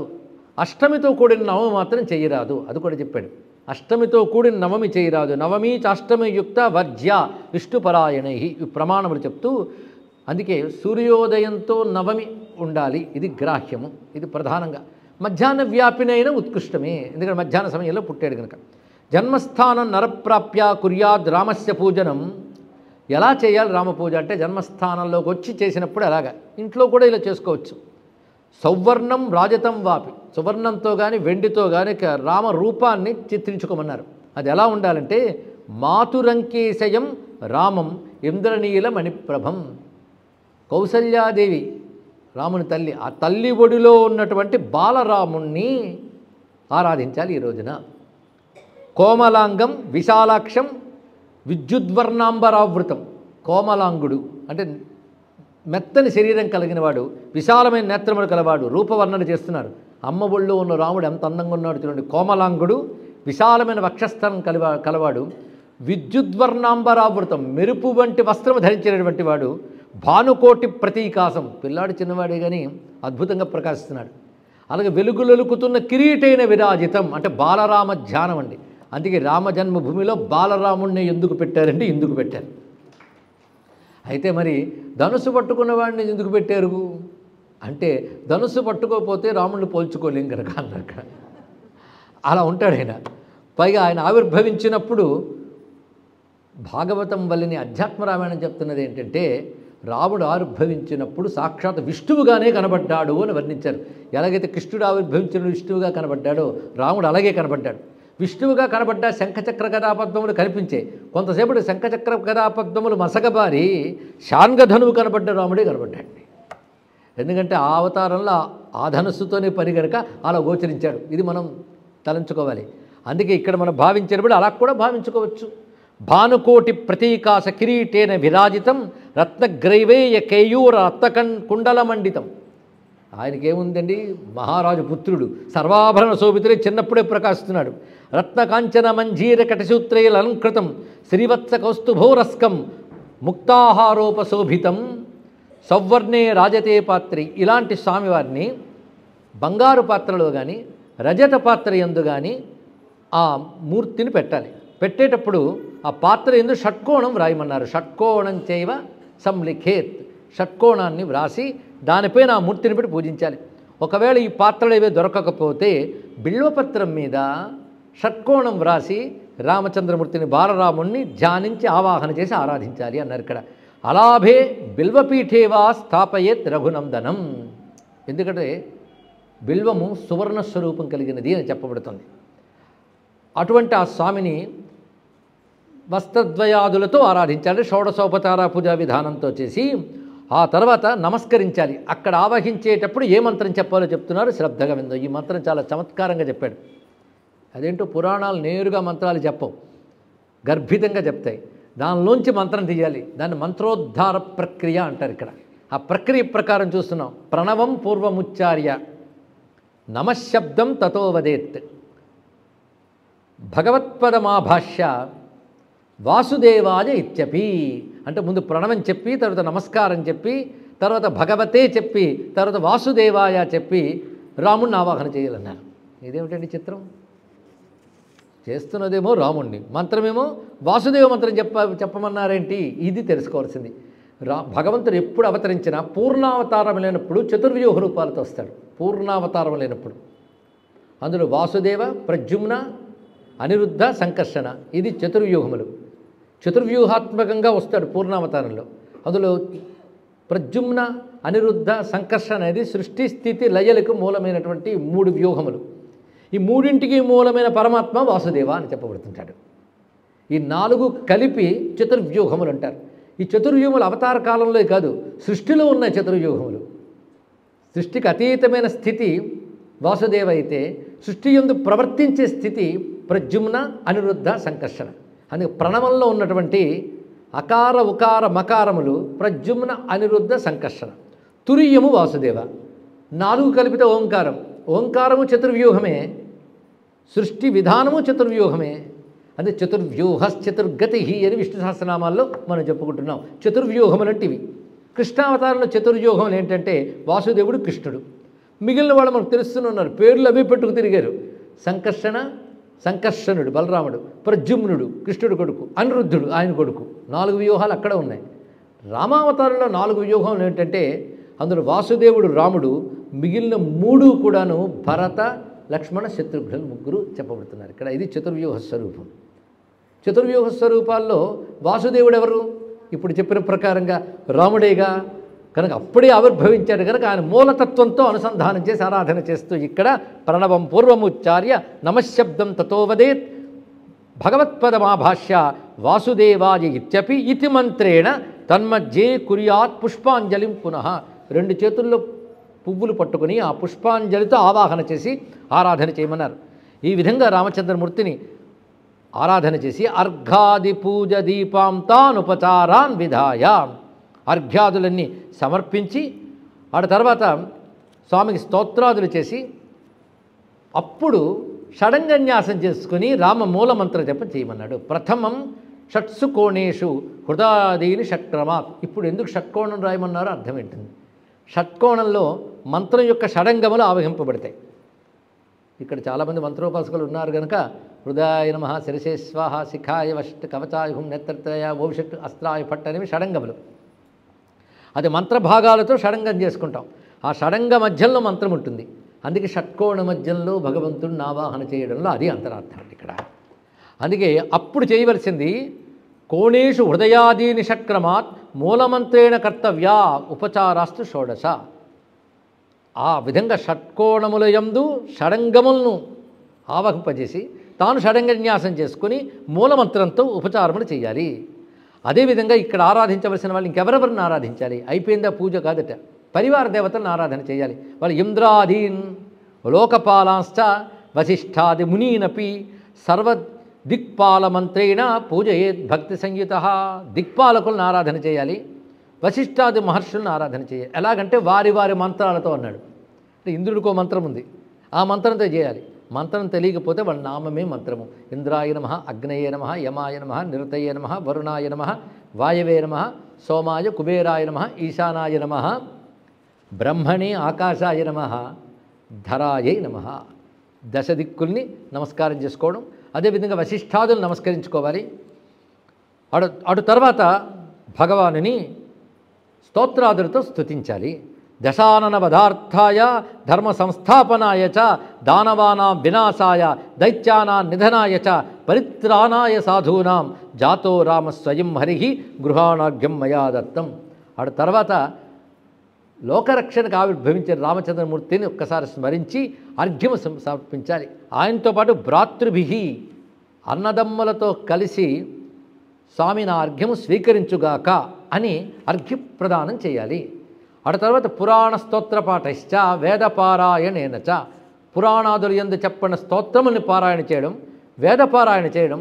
తర్వాత నృత్య గీత వాద్యాదులతో చేస్తూ రాత్రిశేషం అంతా భగవత్స్మరణతో గడపాలి. మళ్ళీ ప్రాతస్నాత్వా, మళ్ళీ మరోరోజు ప్రాతకాలం స్నానం చేసి ఉపనయన సంస్కారములు ఉన్నవారు సావిత్రీం జప్త్వా సంధ్యాం ఉపయాసయేత్, మళ్ళీ సంధ్యావందనాదులు చేసుకుని షడక్షరేణ మంత్రేణ దేవేశం మనసా స్మరన్. షడక్షర మంత్రం అంటే రామమంత్రానికి బీజాక్షరం కలిపి షడక్షరములతో పూజించి మళ్ళీ పునఃపూజ చేస్తే అటు తర్వాత రామనవమి వ్రతం పూర్ణమైనట్లు అన్నారు. ఇది రామనవమి వ్రత విధానం అంతా కూడా రుద్రయామళం మనకి చెప్తున్న అంశం ఇది. దీన్ని ఆధారం చేసుకునే ధర్మసింధు మొదలైన గ్రంథములు కూడా మనకు చెప్తున్నాయి రామనవమి పూజా విధానం. అయితే రామోత్సవ కల్పలత అని గ్రంథం ఉందండి, ప్రామాణికమైన గ్రంథం. అది చదివితే రాముడు దేవుడా మానవుడా తేలిపోతుంది. అదే రామాయణ అనుబద్ధ గ్రంథములు వీటిని భావించాలి. ఇది భారతీయుల సంస్కారం కనుక వాటిని పరిశీలిస్తే అర్థమవుతుంది. రామోత్సవ కల్పలతలోనే మనకి విశేషించే రామనవమి విధానం తెలియజేశారు, కళ్యాణోత్సవం ఎలా చేయాలో చెప్పారు, పట్టాభిషేకం ఎలా చేయాలో చెప్పారు. అలాగే ఆలయాదులు యందు ప్రతిష్టా విధానాలు, రథోత్సవాదులు, పల్యంకికా సేవలు ఇత్యాదులన్నీ చెప్పబడుతున్నాయి. కనుక రామోత్సవ కల్పలత అనే ఒక అత్యద్భుతమైన గ్రంథం ఉంది. ఎన్ని గ్రంథములు ఉన్నాయో రామతత్వం తెలుసుకోవడానికి. మొత్తానికి ఈ విధంగా నవమ్యాం పూజనం తుభ్యం రామస్యోదాహృతం మయా, ఈ విధంగా నవమి పూజ ఎలా చేయాలో నీకు వివరించి చెప్పాను అన్నాడు పరమేశ్వరుడు. అని అటువంటి దివ్యమైనటువంటి ఈ రామనవమి నాడు విధానం గురించి చాలా విశేషాలు ఉన్నాయి. ఒకప్పుడు 5 పాపజీమనులు వాళ్ళు ఉన్న రాజ్యాల్లో చేసిన పాపాలకి వాళ్ళని తరిమివేశారు. అప్పుడు వాళ్ళు మరుకాంతారములనే భూముల్లోకి బహిష్కృతులే వెళ్ళిపోయారు, దేశ బహిష్కరణ శిక్షతో వెళ్ళిపోయారు. అక్కడ ఉంటున్న వాళ్ళకి ఒక రోజున ఏమనిపించిందంటే అనేక మంది అయోధ్యకు వస్తున్నారు, మనకు దొంగతనం చేయడానికి ఇదే మంచి సమయం, మనం కూడా వెళదాం అనుకున్నారట. అందుకే రాముని చూడడానికి కాదు, అక్కడ జనం బాగా ఉంటే పిక్ పాకెటింగ్ లాంటివన్నీ చక్కగా చేసుకోవచ్చు కనుక వెళదామని బయలుదేరారు 5. వాళ్ళ పేర్లు ఏమిటి అంటే అంత గుర్తుపెట్టుకుని జపం చేసుకోవాల్సిన పేర్లు ఏం కావు కనుక చెప్పట్లేదు, కానీ మొత్తానికి దుష్టజీవులు వాళ్ళు బయలుదేరి వచ్చేసారు. అది నవమి పూజకు వస్తున్న వాళ్ళతో పాటు కలిసి వచ్చేసారు. అలాగా రామనవమి నాడు అయోధ్యకి రామజన్మభూమికి వెళుతున్నామని మనసులో అనుకున్నారు ఒక్కటే, వీళ్ళతో పాటు వస్తున్నారు. ఆ రోజున శక్తి ఎలాంటిదంటే ఇక్కడికి పాపాత్మలు ప్రవేశించలేరు, కానీ వీళ్ళు వచ్చేటప్పటికల్లా వీళ్ళు లోపలికి వచ్చారు, పాపాలు బయట ఉండిపోయాయి చెట్టు కట్టుకుపోయి. ఎందుకంటే వీళ్ళు లోపలికి వస్తుంటే ఒక మహర్షి చూశాడు, అదండి అందుకే క్షేత్రాలకు వెళ్ళాలి. గదుల్లో తలుపులు వేసుకుంటే మహాత్ముడు కనబడతాడు, ఎవడు మహాత్ముడో మనకు తెలియదు. అందుకే అవహేళన కూడా చేసేస్తాం మహాత్ముని సామాన్యులు అనుకుని. ఎవరు ఎలా ఉంటారు వాళ్ళు చూపు పడితే చాలా జన్మలు తీర్థం అర్థమైపోతాయి. అందులో క్షేత్రాలకు ఎప్పుడూ మహాత్ములు వస్తారు, ప్రచ్ఛన్న రూపంతోనే వస్తారు, వాళ్ళు పోల్చుకోవడానికి వీలు లేని విధంగా. అందులో పర్వకాలాల్లో ఎంతోమంది మహాత్ములు వస్తారండి. అలా వస్తున్న వాళ్ళు అసితుడు అనే మహర్షి చూసి వీళ్ళ పాపాలను బయట వదిలి వీళ్ళు లోపలికి వచ్చి చేసేట్టు. లోపలికి వచ్చేటప్పుడు పాప వాసనలు లేకుండా వీళ్ళకి సత్సంస్కారాలు మొదలయ్యాయి. ఏంటో మనకి ఇంత మంచి మంచి ఆలోచనలు వచ్చేస్తున్నాయి అనుకున్నారు ఇక్కడ. అనుకుని ఆ రోజు రామజన్మభూమిలో సంచరించారు. ఆ ఒక్క పుణ్య విశేషం చేత వాళ్ళు ధన్యులై పరమపదాన్ని పొందగలిగారు. ఇంత పాపాత్మని ఎలా బాగుపడ్డారబ్బా అని కింకరుల్ని పంపించట్టే యముడు. అప్పుడు కింకరులు వచ్చి ఏమిటో రామనవమి ప్రభావంట అన్నాడు. అదేంటో తాను చూద్దామని యముడు వచ్చాడు అయోధ్యకి. ఆ వచ్చినప్పుడు యముడికి కలిగిన ఆనందం అంతా ఇంత కాదు. మహిషం మీద వచ్చాడు. అయోధ్య దగ్గరికి వచ్చేటప్పటికల్లా మహిషంచ పరిత్యజ్య ననామ విధృతాంజలి, దున్నపోతు నుంచి దిగిపోయి 2 చేతులు పట్టి దోయిలించి నమస్కరించి మరి సాష్టాంగ ప్రణామాలు చేసి నమస్కారం చేస్తున్నాడు అయోధ్యని. అయోధ్యకి సంబంధించిన మంత్రం చెప్తున్నారు. ఒకటే మంత్రం ఇది. ఈ మంత్రంతో యముడు అయోధ్యకి నమస్కరించాడు.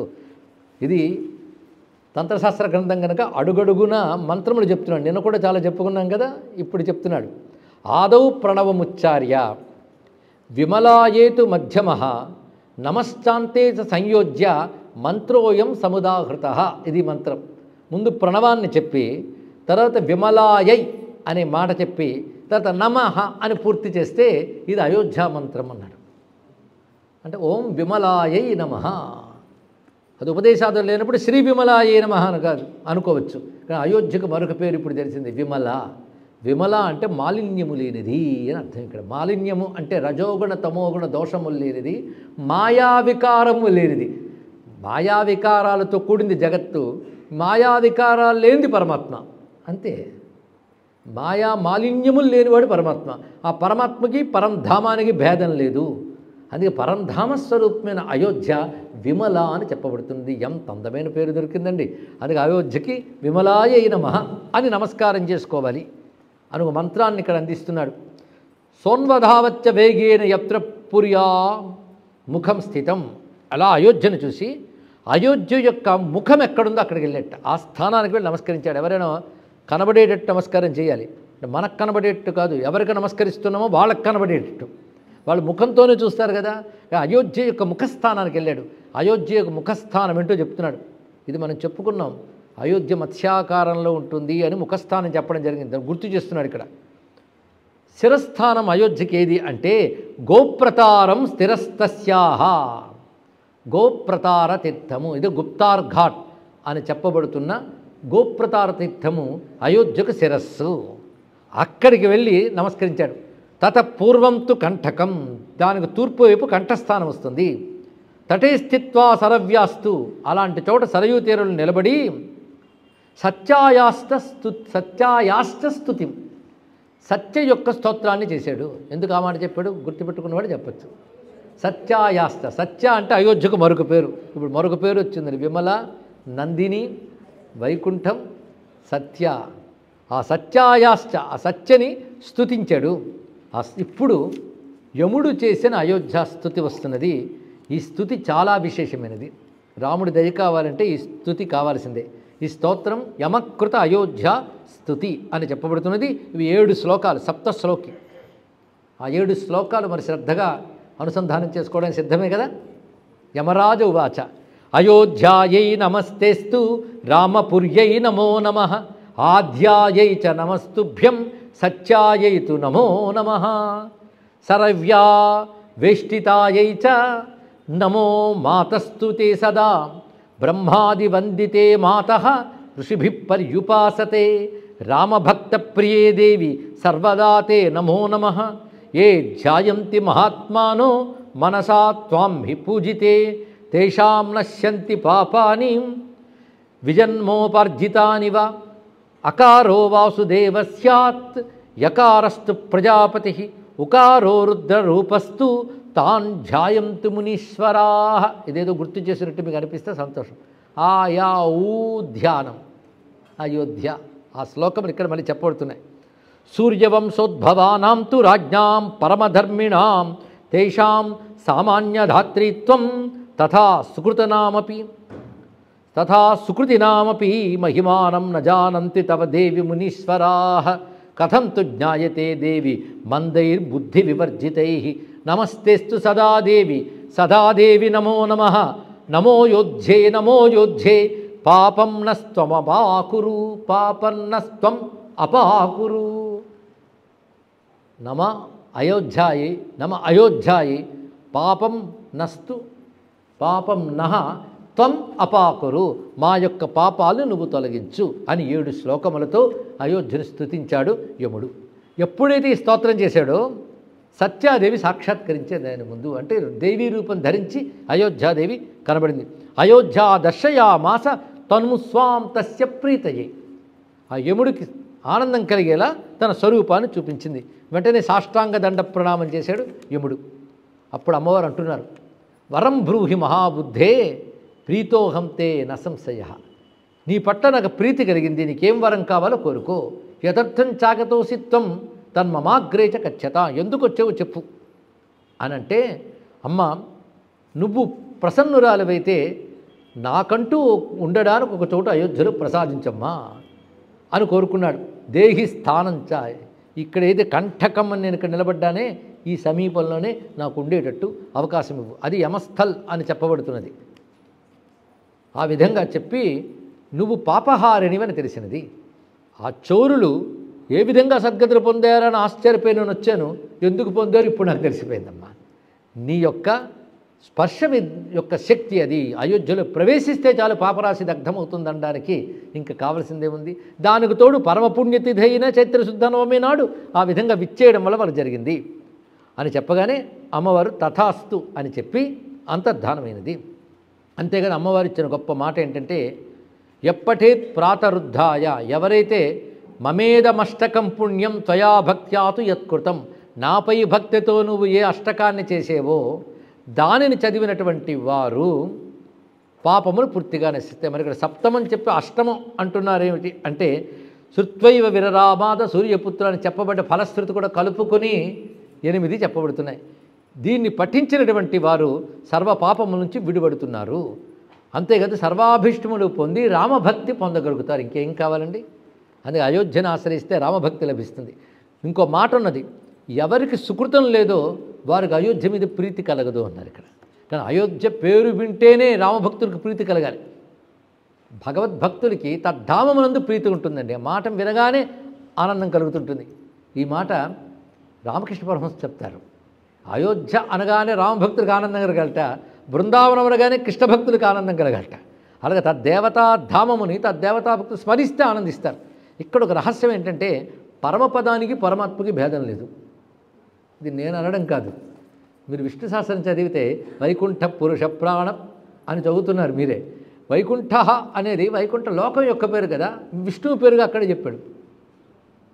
అంటే పరంధామానికి పరమాత్మకి భేదం లేదు. ఎలాంటిదంటే, జ్యోతికి దాని చుట్టూ ఉన్న వెలుక్కి ఎలా భేదం లేదు అలాగా అన్నాడు ఇక్కడ. జ్యోతి ఎక్కడుందంటే కాంతిధామంలో ఉందిట. కాంతిధామం ఒకటి తయారు చేసుకుని జ్యోతి కూర్చోలే. జ్యోతి ఉంటే కాంతిధామం ఏర్పడింది, విష్ణువు ఉంటే వైకుంఠం ఏర్పడింది, రాముడు ఉంటే అయోధ్య ఏర్పడింది. అది తెలుసుకోండి ఇక్కడ. అంటే రాముడి అయోధ్య అంటే పరతత్వాన్ని ఏ మాయా అడ్డుపరచలేదు, సూర్యుడిని ఏ మబ్బు కప్పలేదు, పరమాత్మని ఏ మాయ అడ్డుపరచలేదు, తాకలేదు. కనుక మాయ తాకనివాడు పరమాత్మ కనుకనే అయోధ్య అనేది పరమాత్మ యొక్క పేరే. తెలుసుకోండి ఇక్కడ. అది అయోధ్య అంటేనే రాముడు. ధామమునకు నామమునకు భేదము లేదు. ఇది తెలుసుకోవాలి. భగవంతునికి ధామమునికి భేదం లేదు. నామ రూపలీలా ధామములు 4 పరబ్రహ్మమే అని చెప్పిన మొదటి రోజు మాట గుర్తుపెట్టుకోండి. నామ రూపలీలా ధామములు 4 పరమాత్మయే. అందులో పరమాత్మ యొక్క నామం, పరమాత్మ యొక్క లీల, యొక్కల్లో పరమాత్మే నామం, పరమాత్మే రూపం, పరమాత్మే లీల, పరమాత్మే ధామం. ఈ భావంతో 4 ఆశ్రయించాలి. కనుక అయోధ్యని మనం నమస్కరిస్తున్నామంటే రామమూర్తిని ఆరాధిస్తున్నాం. ఈ విధంగా విశ్రావ్యవచనం సత్య యమాయాం అంతర్దధే స్వయం సతుస్థితిం తదా చక్రే వాసిష్ఠ్యా పులినే శుభే. వాసిష్ఠ్యా, వాసిష్ఠి యొక్క పులినమునందు, వాసిష్ఠి అంటే మళ్ళీ సరయు, సరయు తీరమునందు ఉన్నాడు. అప్పుడు చిత్రగుప్తాదులు కూడా ఈయన వెంట ఉంటూ కొలుచుకుంటున్నారు. వాళ్ళకు బెనిఫిట్.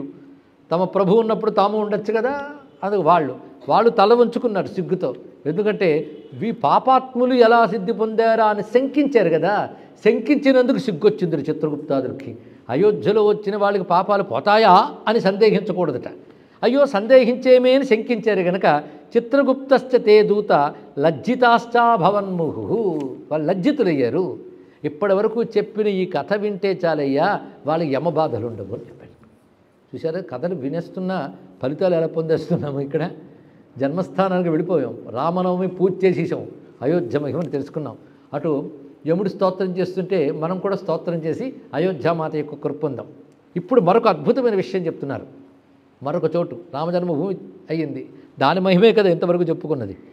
ఇప్పుడు మరొక గొప్ప చోటు చెప్తున్నారు. అది మహానసస్య మాహాత్మ్యం వైదేహ్యా వదమే ప్రభో. పార్వతీదేవి అడిగింది, నేను విన్నాను, దాని మహిమ చెప్పింది. అదేంటంటే వైదేహ్యా మహానసం. మహానసం అంటే వంటశాల. సీతమ్మ వంటశాల ఎక్కడుందో చెప్పండి అంటే రసోయి. ఇక్కడుందండి. ఈ రోజుల్లో ఏదో పేరు పెట్టారు కానీ నిజంగా సీతమ్మ కూడా వండిందా లేదా, ఎందుకంటే వీడు పెద్ద లాజికల్గా ఆలోచించేవాడు. కానీ సీతమ్మ వంటశాల గురించి కూడా పురాణం చెప్తుంది చూడండి ఇక్కడ. అదే మనం ఇక్కడ తెలుసుకుంటున్నాం. యచ్చుత్వా దేవదేవేశ ప్రసీదతి మనోమమ. అది వింటే నా మనస్సు సంతోషిస్తుంది ఉండుదురు పార్వతీదేవి. ఎందుకంటే అన్నపూర్ణమ్మ కనుక వంటశాల గురించి తెలుసుకోవాలనుకుంటుంది. ఆవిడకి చాలా సంతోషం. శృణుదేవి ప్రవక్ష్యామి కథాం పాతకనాశినీం. ఇదేమిటో అమ్మవారి వంటశాల గురించి వింటే పాపాలు పోతాయట. సీతాయా పాకసదనం, అంత మంచి మాట. సీతాయా పాకసదనం సదా పూర్ణం విరాజతే. ఆ పాకసదనంలో లేదనే మాట లేదు, ఎప్పుడు పరిపూర్ణంగా ఉంటుంది రండి అమ్మవారి పాకశాల. తస్య దర్శన మాత్రేణ కరస్థా సర్వసిద్ధయ. అమ్మవారి పాకశాలని చూస్తే చాలు సర్వసిద్ధులు లభిస్తాయి. అందుకే ఇక్కడ తీర్థములు దర్శన మాత్రం చేతనే ఫలప్రదాయకములు. అది గొప్ప విషయం. తస్మా సర్వార్థదైదేవి యాత్రా స్యాత్ సార్వకాలికి. అయితే ఈ పాకశాలని ఎప్పుడు చూస్తే మంచిది, ఎప్పుడు చూసినా మంచిది. అది దీని యొక్క గొప్పతనం. దీనికి తిథి ప్రత్యేకతలు ఏం లేవు, ఎప్పుడైనా మంచిదే. పాకస్థానస్య మాహాత్మ్యం యశ్రౌష్యతి నరోత్తమ ఆజన్మ సంచితాన్ పాపాత్ ముక్తో భవత్తక్షణాత్. అమ్మవారి పాకశాల మాహాత్మ్యాన్ని వింటే ఆ క్షణమే అన్ని జన్మల్లో చేసిన సంచిత పాపాలు పోతాయి. ఇక్కడ జాగ్రత్తగా సంచిత పాపాలు పోతాయి, ప్రారంధం కాదు, సంచిత పాపాలు పోతాయని చెప్తున్నాడు. అలాంటి ఈ చోట ప్రత్యహం పశ్యతో గేహే త్వన్నపూర్ణ విరాజతే. ఎవరైతే ఈ తల్లి గేహాన్ని చూసి వెళతారో వాళ్ళ ఇంట్లో అన్నపూర్ణం ఎప్పుడు ఉంటుంది అన్నారు కదా. అన్నపూర్ణ సదనమవుతుంది. అత్ర క్షత్రవధా దోషా జమదగ్నో విముక్తవాన్. పరశురాముడు క్షత్రవధి చేశాడు. ఆయన 21 మార్లు దుష్టక్షత్రియ సంహారం చేశాడు కదా. ఆ సంహారం చేసిన పాపం పోవడానికి వచ్చి పాకశాల చూసేట ఆయన ఇక్కడ. ఆ పాకశాల దర్శనం చేత ఆ పాపం పోయింది. అంతేకాదు మరొక విశేషం చెప్తున్నారు ఇక్కడ. బలదేవుడు సూతుణ్ణి సంహరించినటువంటి పాపాన్ని ఇక్కడికి వచ్చి పోగొట్టుకున్నాడు అన్నారు. ఇది పెద్ద కథలండి. ప్రళంబాసుర సంహారకుడైన బలరాముడు ఒకప్పుడు ఒక దర్భను అభిమంత్రించి సూతపౌరాణికుడిని సంహరించాడు. తర్వాత మళ్ళీ జీవింపజేశాడు. కానీ దోష పరిహారార్థం ఏం చేశాడంటే పాకశాలను చూశాడు ఆయన. ఆ పాకశాల దర్శనం చేత ఆ పాపం పోయింది. అత్ర సూతపదాత్ పాపాత్ బలదేవో విముక్తవాన్. అందుకు జ్ఞాతాజ్ఞాతకృతం పాపం తక్షణాదేవ నశ్యతి. తెలుసో తెలియకో, తెలిసి తెలియకో చేసిన పాపములన్నీ ఈ భవ్యమైన పాకశాల చూడడం వల్ల ఆ క్షణంలోనే నశిస్తున్నాయి. ఇది ఎక్కడుంది? జన్మస్థానాత్ వాయుకోణే పాకస్థానంతో గచ్చతే. డైరెక్షన్స్ గీసాడు చూడండి. జన్మభూమికి వాయవ్య కోణం నుండి చెప్పబడుతున్నది పాకస్థానం. ఇది చాలా విశేషం అన్నారు. ఇక్కడ పాకస్థానం గురించి చూడాలి. కొన్ని క్షేత్రాల్లో అన్న ప్రాధాన్యం ఉంటుంది. అక్కడ పరమాత్మ ఏ ఈశ్వర రూపంతో ఉంటాడో ఆయన శక్తి అన్నదాయనగా ఉంటుంది. ఇది గ్రహించవలసిన అంశం.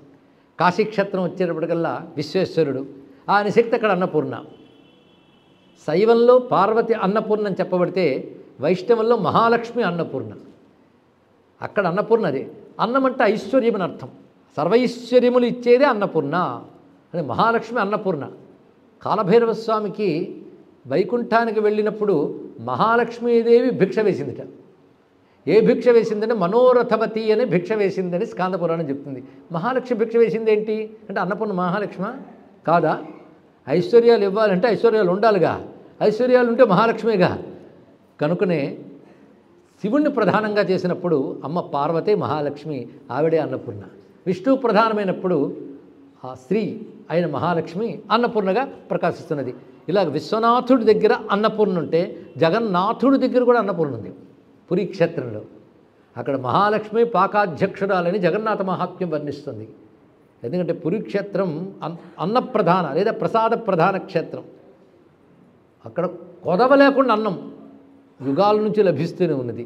ఇందాక చెప్పినట్టు ఏ కాలమైనా లోటు లేకుండా పూర్ణ సదా అన్నాడు కదా. పూర్ణ నిండుగా ఎల్లవేళలా అక్కడ అన్నములు లభిస్తాయి కనుకనే పురీ జగన్నాథ క్షేత్రంలో పాకాధ్యక్షురాల తల్లి అన్నం పెడుతుంది. అంతేగా ఎవరైనా ఇంటికి వెళ్తే అన్నం పెట్టేది ఇంటి ఇల్లాలే. ఇంటి ఆయనకి ఏం పోయింది? ఏమైనా భోజనం పెడతారంటే మా ఆవిడని కనుక్కొస్తానని చెప్పాల్సిన రోజులకు వచ్చాం. కానీ ఇంటిరా భోజనానికని యజమాని పిలవగలిగే రోజు ఎంత బాగుంటుందండి. వాళ్ళ ఆవిడ మీద నమ్మకం ఉంటే వాళ్ళు పిలవగలరు. ఆవిడ పెట్టగలిగే తల్లి అని నమ్మకం ఉండాలి. పోయి నువ్వు ఒక్కడవే కూర్చున్నావే, అతిథులు లేరా అని అంటుందట గృహస్థుతో గృహిణి. అది భారతీయ గృహం. అందుకే అక్కడ జగన్నాథుడిని ఆశ్రయిస్తే అన్నం పెట్టేది ఆవిడ. ఆశ్రయించాల్సింది మాత్రం నారాయణ్ణే, అన్నం పెట్టేది మాత్రం లక్ష్మి. ఆయన ఆశ్రయించకపోతే ఆవిడ పెట్టడం. అది పెద్ద రహస్యం. అందుకు అప్పుడు ఆయనతో పాటు అందరికీ పెడుతుంది ఆ తల్లి. అందుకే అన్నపూర్ణ తత్వాన్ని ఇక్కడ మనం మననం చేసుకుంటే ఆ మహాలక్ష్మి, ఆ అనంతలక్ష్మి సీతమ్మగా ఇక్కడ ఉన్నప్పుడు ఆ పాకశాల ఏమి శాల అవుతుంది? సీతా పాకశాల అవుతుంది. ఇక్కడ మరొకటి కాదు. అందుకే జానకీ పాకశాల. అదే మహానసం, వైదేహ్యాహ మహానసం అన్నారు ఇక్కడ. వైదేహి యొక్క పాకశాల. అందుకే అయోధ్యలో ఆకలి ఎవడికి ఉండదు, కడుపు నింపుతుంది తల్లి ఇక్కడ. మరువంగవచ్చునే మధ్యాహ్న కాలంబు శ్రీ విశాలాక్షి కెంజేతి భిక్ష అంటాడు శ్రీనాథ మహాకవి. మధ్యాహ్నం అయ్యేటప్పటికల్లా అన్నం పెట్టేది ఎవరక్కడ? విశాలాక్షి. ఇక్కడెవరు? సీతామహాదేవి. ఆ పరమాత్మ ఇక్కడ రాముడైతే ఆ మహాలక్ష్మి ఇక్కడ సీతమ్మగున్నది. మహాలక్ష్మి యొక్క పరిపూర్ణ తత్వం సీతమ్మ. అది బాగా తెలుసుకోండి. లక్ష్మి అంశ కాదు ఆవిడ, సాక్షాన్ మహాలక్ష్మి, సంపూర్ణమైన మహాలక్ష్మి. కనుక ఆ తల్లి ఏ ఒక్కరికి బాధలు ఉండనివ్వదండి. ఆ తల్లి కడుపు నింపుతుంది, ఐశ్వర్యాలు ఇస్తుంది. అలాంటి మహాలక్ష్మి సీతామహాలక్ష్మి. అందుకే కనక భవనంలో కూర్చున్న ఆ తల్లి పాకశాలను ఎప్పుడు పూర్ణంగా ఉంచుతుంది ఆ తల్లి. అందుకే పూర్ణాశబ్దం కూడా ఇక్కడ వాడాడు. అలాంటి పాకశాల చూసి వెళితే మనల్ని ఇప్పుడు అన్న పూర్ణంగానే ఉంటుంది ఇక్కడ. అది అద్భుతమైన అంశం ఇక్కడ చెప్పబడుతుంది. ఒక ఉపాసనా తత్వంతో మనం పరిశీలించాలి. ప్రత్యహం పశ్యతో గేహే అన్నపూర్ణ విరాజతే. ఈ దర్శించిన వాడికి ప్రత్యహం అన్నపూర్ణ ఉంటుంది. ఇలా వర్ణిస్తూ జన్మస్థానాత్ వాయుకోణి పాకస్థానంతో గచ్చతే జన్మస్థానాదుత్తరేతు వర్తతే భవనం శృణు. ఆ తర్వాత జన్మస్థానానికి ఉత్తరం వైపు మరొక భవనం ఉంది చెప్తున్నాం. మనం అయోధ్యలో తిరుగుతున్నాం కదా మొన్నటి నుంచి. ఆ డైరెక్షన్ పెట్టి ఒక్కొక్కటి చూసుకుంటూ వెళుతున్నాం. చతుర్వింశత్ ప్రమాణంచ స్థానం వై లోకపావనం. అక్కడి నుంచి క్రమంగా చతుర్వింశత్ ప్రమాణం, 24 ప్రమాణము. అంటే ఇక్కడ ప్రమాణం ఉంచినప్పుడు ముందు ప్రకారంగా ధనుస్సుల ప్రమాణం అన్నాడు. 24 ధనువుల ప్రమాణంలో ఉత్తరం వైపు, ఇప్పుడు చెప్పినటువంటిది వాయవ్య కోణం. ఉత్తరం వైపు వెళితే అక్కడ ఉన్నటువంటిది కైకేయీ భవనం అన్నది. ఇక్కడ ఆ కైకేయీ భవనంలోనే కైకేయ్యా భవనం దివ్యం ఎత్ర జాతో రఘుద్వహ భరతో నామ. అక్కడ రఘువంశ తిలకుడైనటువంటి భరతుడు ఉద్భవించాడు. ఆయన గురించి చెప్పాడు కూడా మాట అంటున్నాడు శివుడు. ధర్మాత్మ గురుదేవార్చనే రతః. ఆయన ధర్మాత్ముడు, గురుదేవ అర్చనే రతః. తస్మాత్ దక్షిణ దిగ్భాగే, దానికి దక్షిణం వైపు వెళితే పరమం మహత్ సుమిత్రాభవనం రమ్యం చతుస్త్రింశశ్చ భామిని. అక్కడ కూడా 24 ధనువుల దూరంలో దక్షిణం వైపు వెళితే సుమిత్రాభవనం కనబడుతున్నది. ఈ సుమిత్రాభవనం గొప్పతనం ఏంటంటే ఎత్ర జాతో మహాత్మానౌ తథా శత్రుఘ్న లక్ష్మణౌ. వారిద్దరు కవలలు కదా, శత్రుఘ్నుడు లక్ష్మణస్వామి పుట్టిన చోటు ఇది. ఎందుకంటే వారు వందనీయులు మనకి. వారు పుట్టిన భవనాలు చెప్తున్నాడు. ఇదంతా మన మనస్సుతో భావన చేయొచ్చండి. ఇలాంటి చోటుకు వచ్చినప్పుడు ఇవి గుర్తు రావాలి. గుర్తు రాగానే మా రాముడు పుట్టిన చోటు ఇది, భరత శత్రుఘ్న లక్ష్మణులు పుట్టిన చోటు ఇది అని పరవశించిపోవడం కోసం ఇవి తెలుసుకోవాలండి. ఇక్కడ అలాంటి పారవశ్యం ఈ స్మరణతో మనకు కలిగిస్తున్నారు ఇక్కడ. అదేవిధంగా జన్మస్థానాత్తు భోదేవి చాగ్నికోణే విరాజతే. మళ్ళీ జన్మస్థానం దగ్గర అన్ని జన్మస్థానంతో మొదలుపెట్టుకుని ఎక్కడ చెప్తున్నాడు. జన్మస్థానం నుంచి ఆగ్నేయ కోణానికి వెళితే ఒక అద్భుతమైన కూపం ఉంది అక్కడ. అది సీతాకూప ఇతి ఖ్యాతో. సీతాకూపము అని చెప్పబడుతుంది. దానికి మరొక పేరు జ్ఞానకూపము. కాశీలో జ్ఞానవాపిలాగా ఇక్కడ జ్ఞానకూపం ఉందండి. ఇక్కడ జ్ఞానకూపముగా చెప్పబడుతుంది. ఆ జ్ఞానకూప జలం పానం చేస్తే చాలు వాడు బృహస్పతి ఎంత బుద్ధిమంతుడవుతాడు. స జ్ఞానవాన్ భవేల్లోకే విబుధానాం గురుర్ యథా. విబుధానాం గురువు అంటే దేవతల గురువైన బృహస్పతి వంటి బుద్ధిమంతుడవుతాడు. అసలు వశిష్ఠ వామదేవాదులు కూడా ఆ జలాన్ని ప్రీతిగా తాగుతారటండి.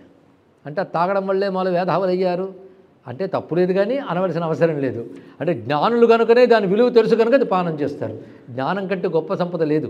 అందుకే సీతాకూప జలము లేదా జ్ఞానకూపము, దాని మరొక పేరే జ్ఞానకూపము అని చెప్పబడుతున్నది.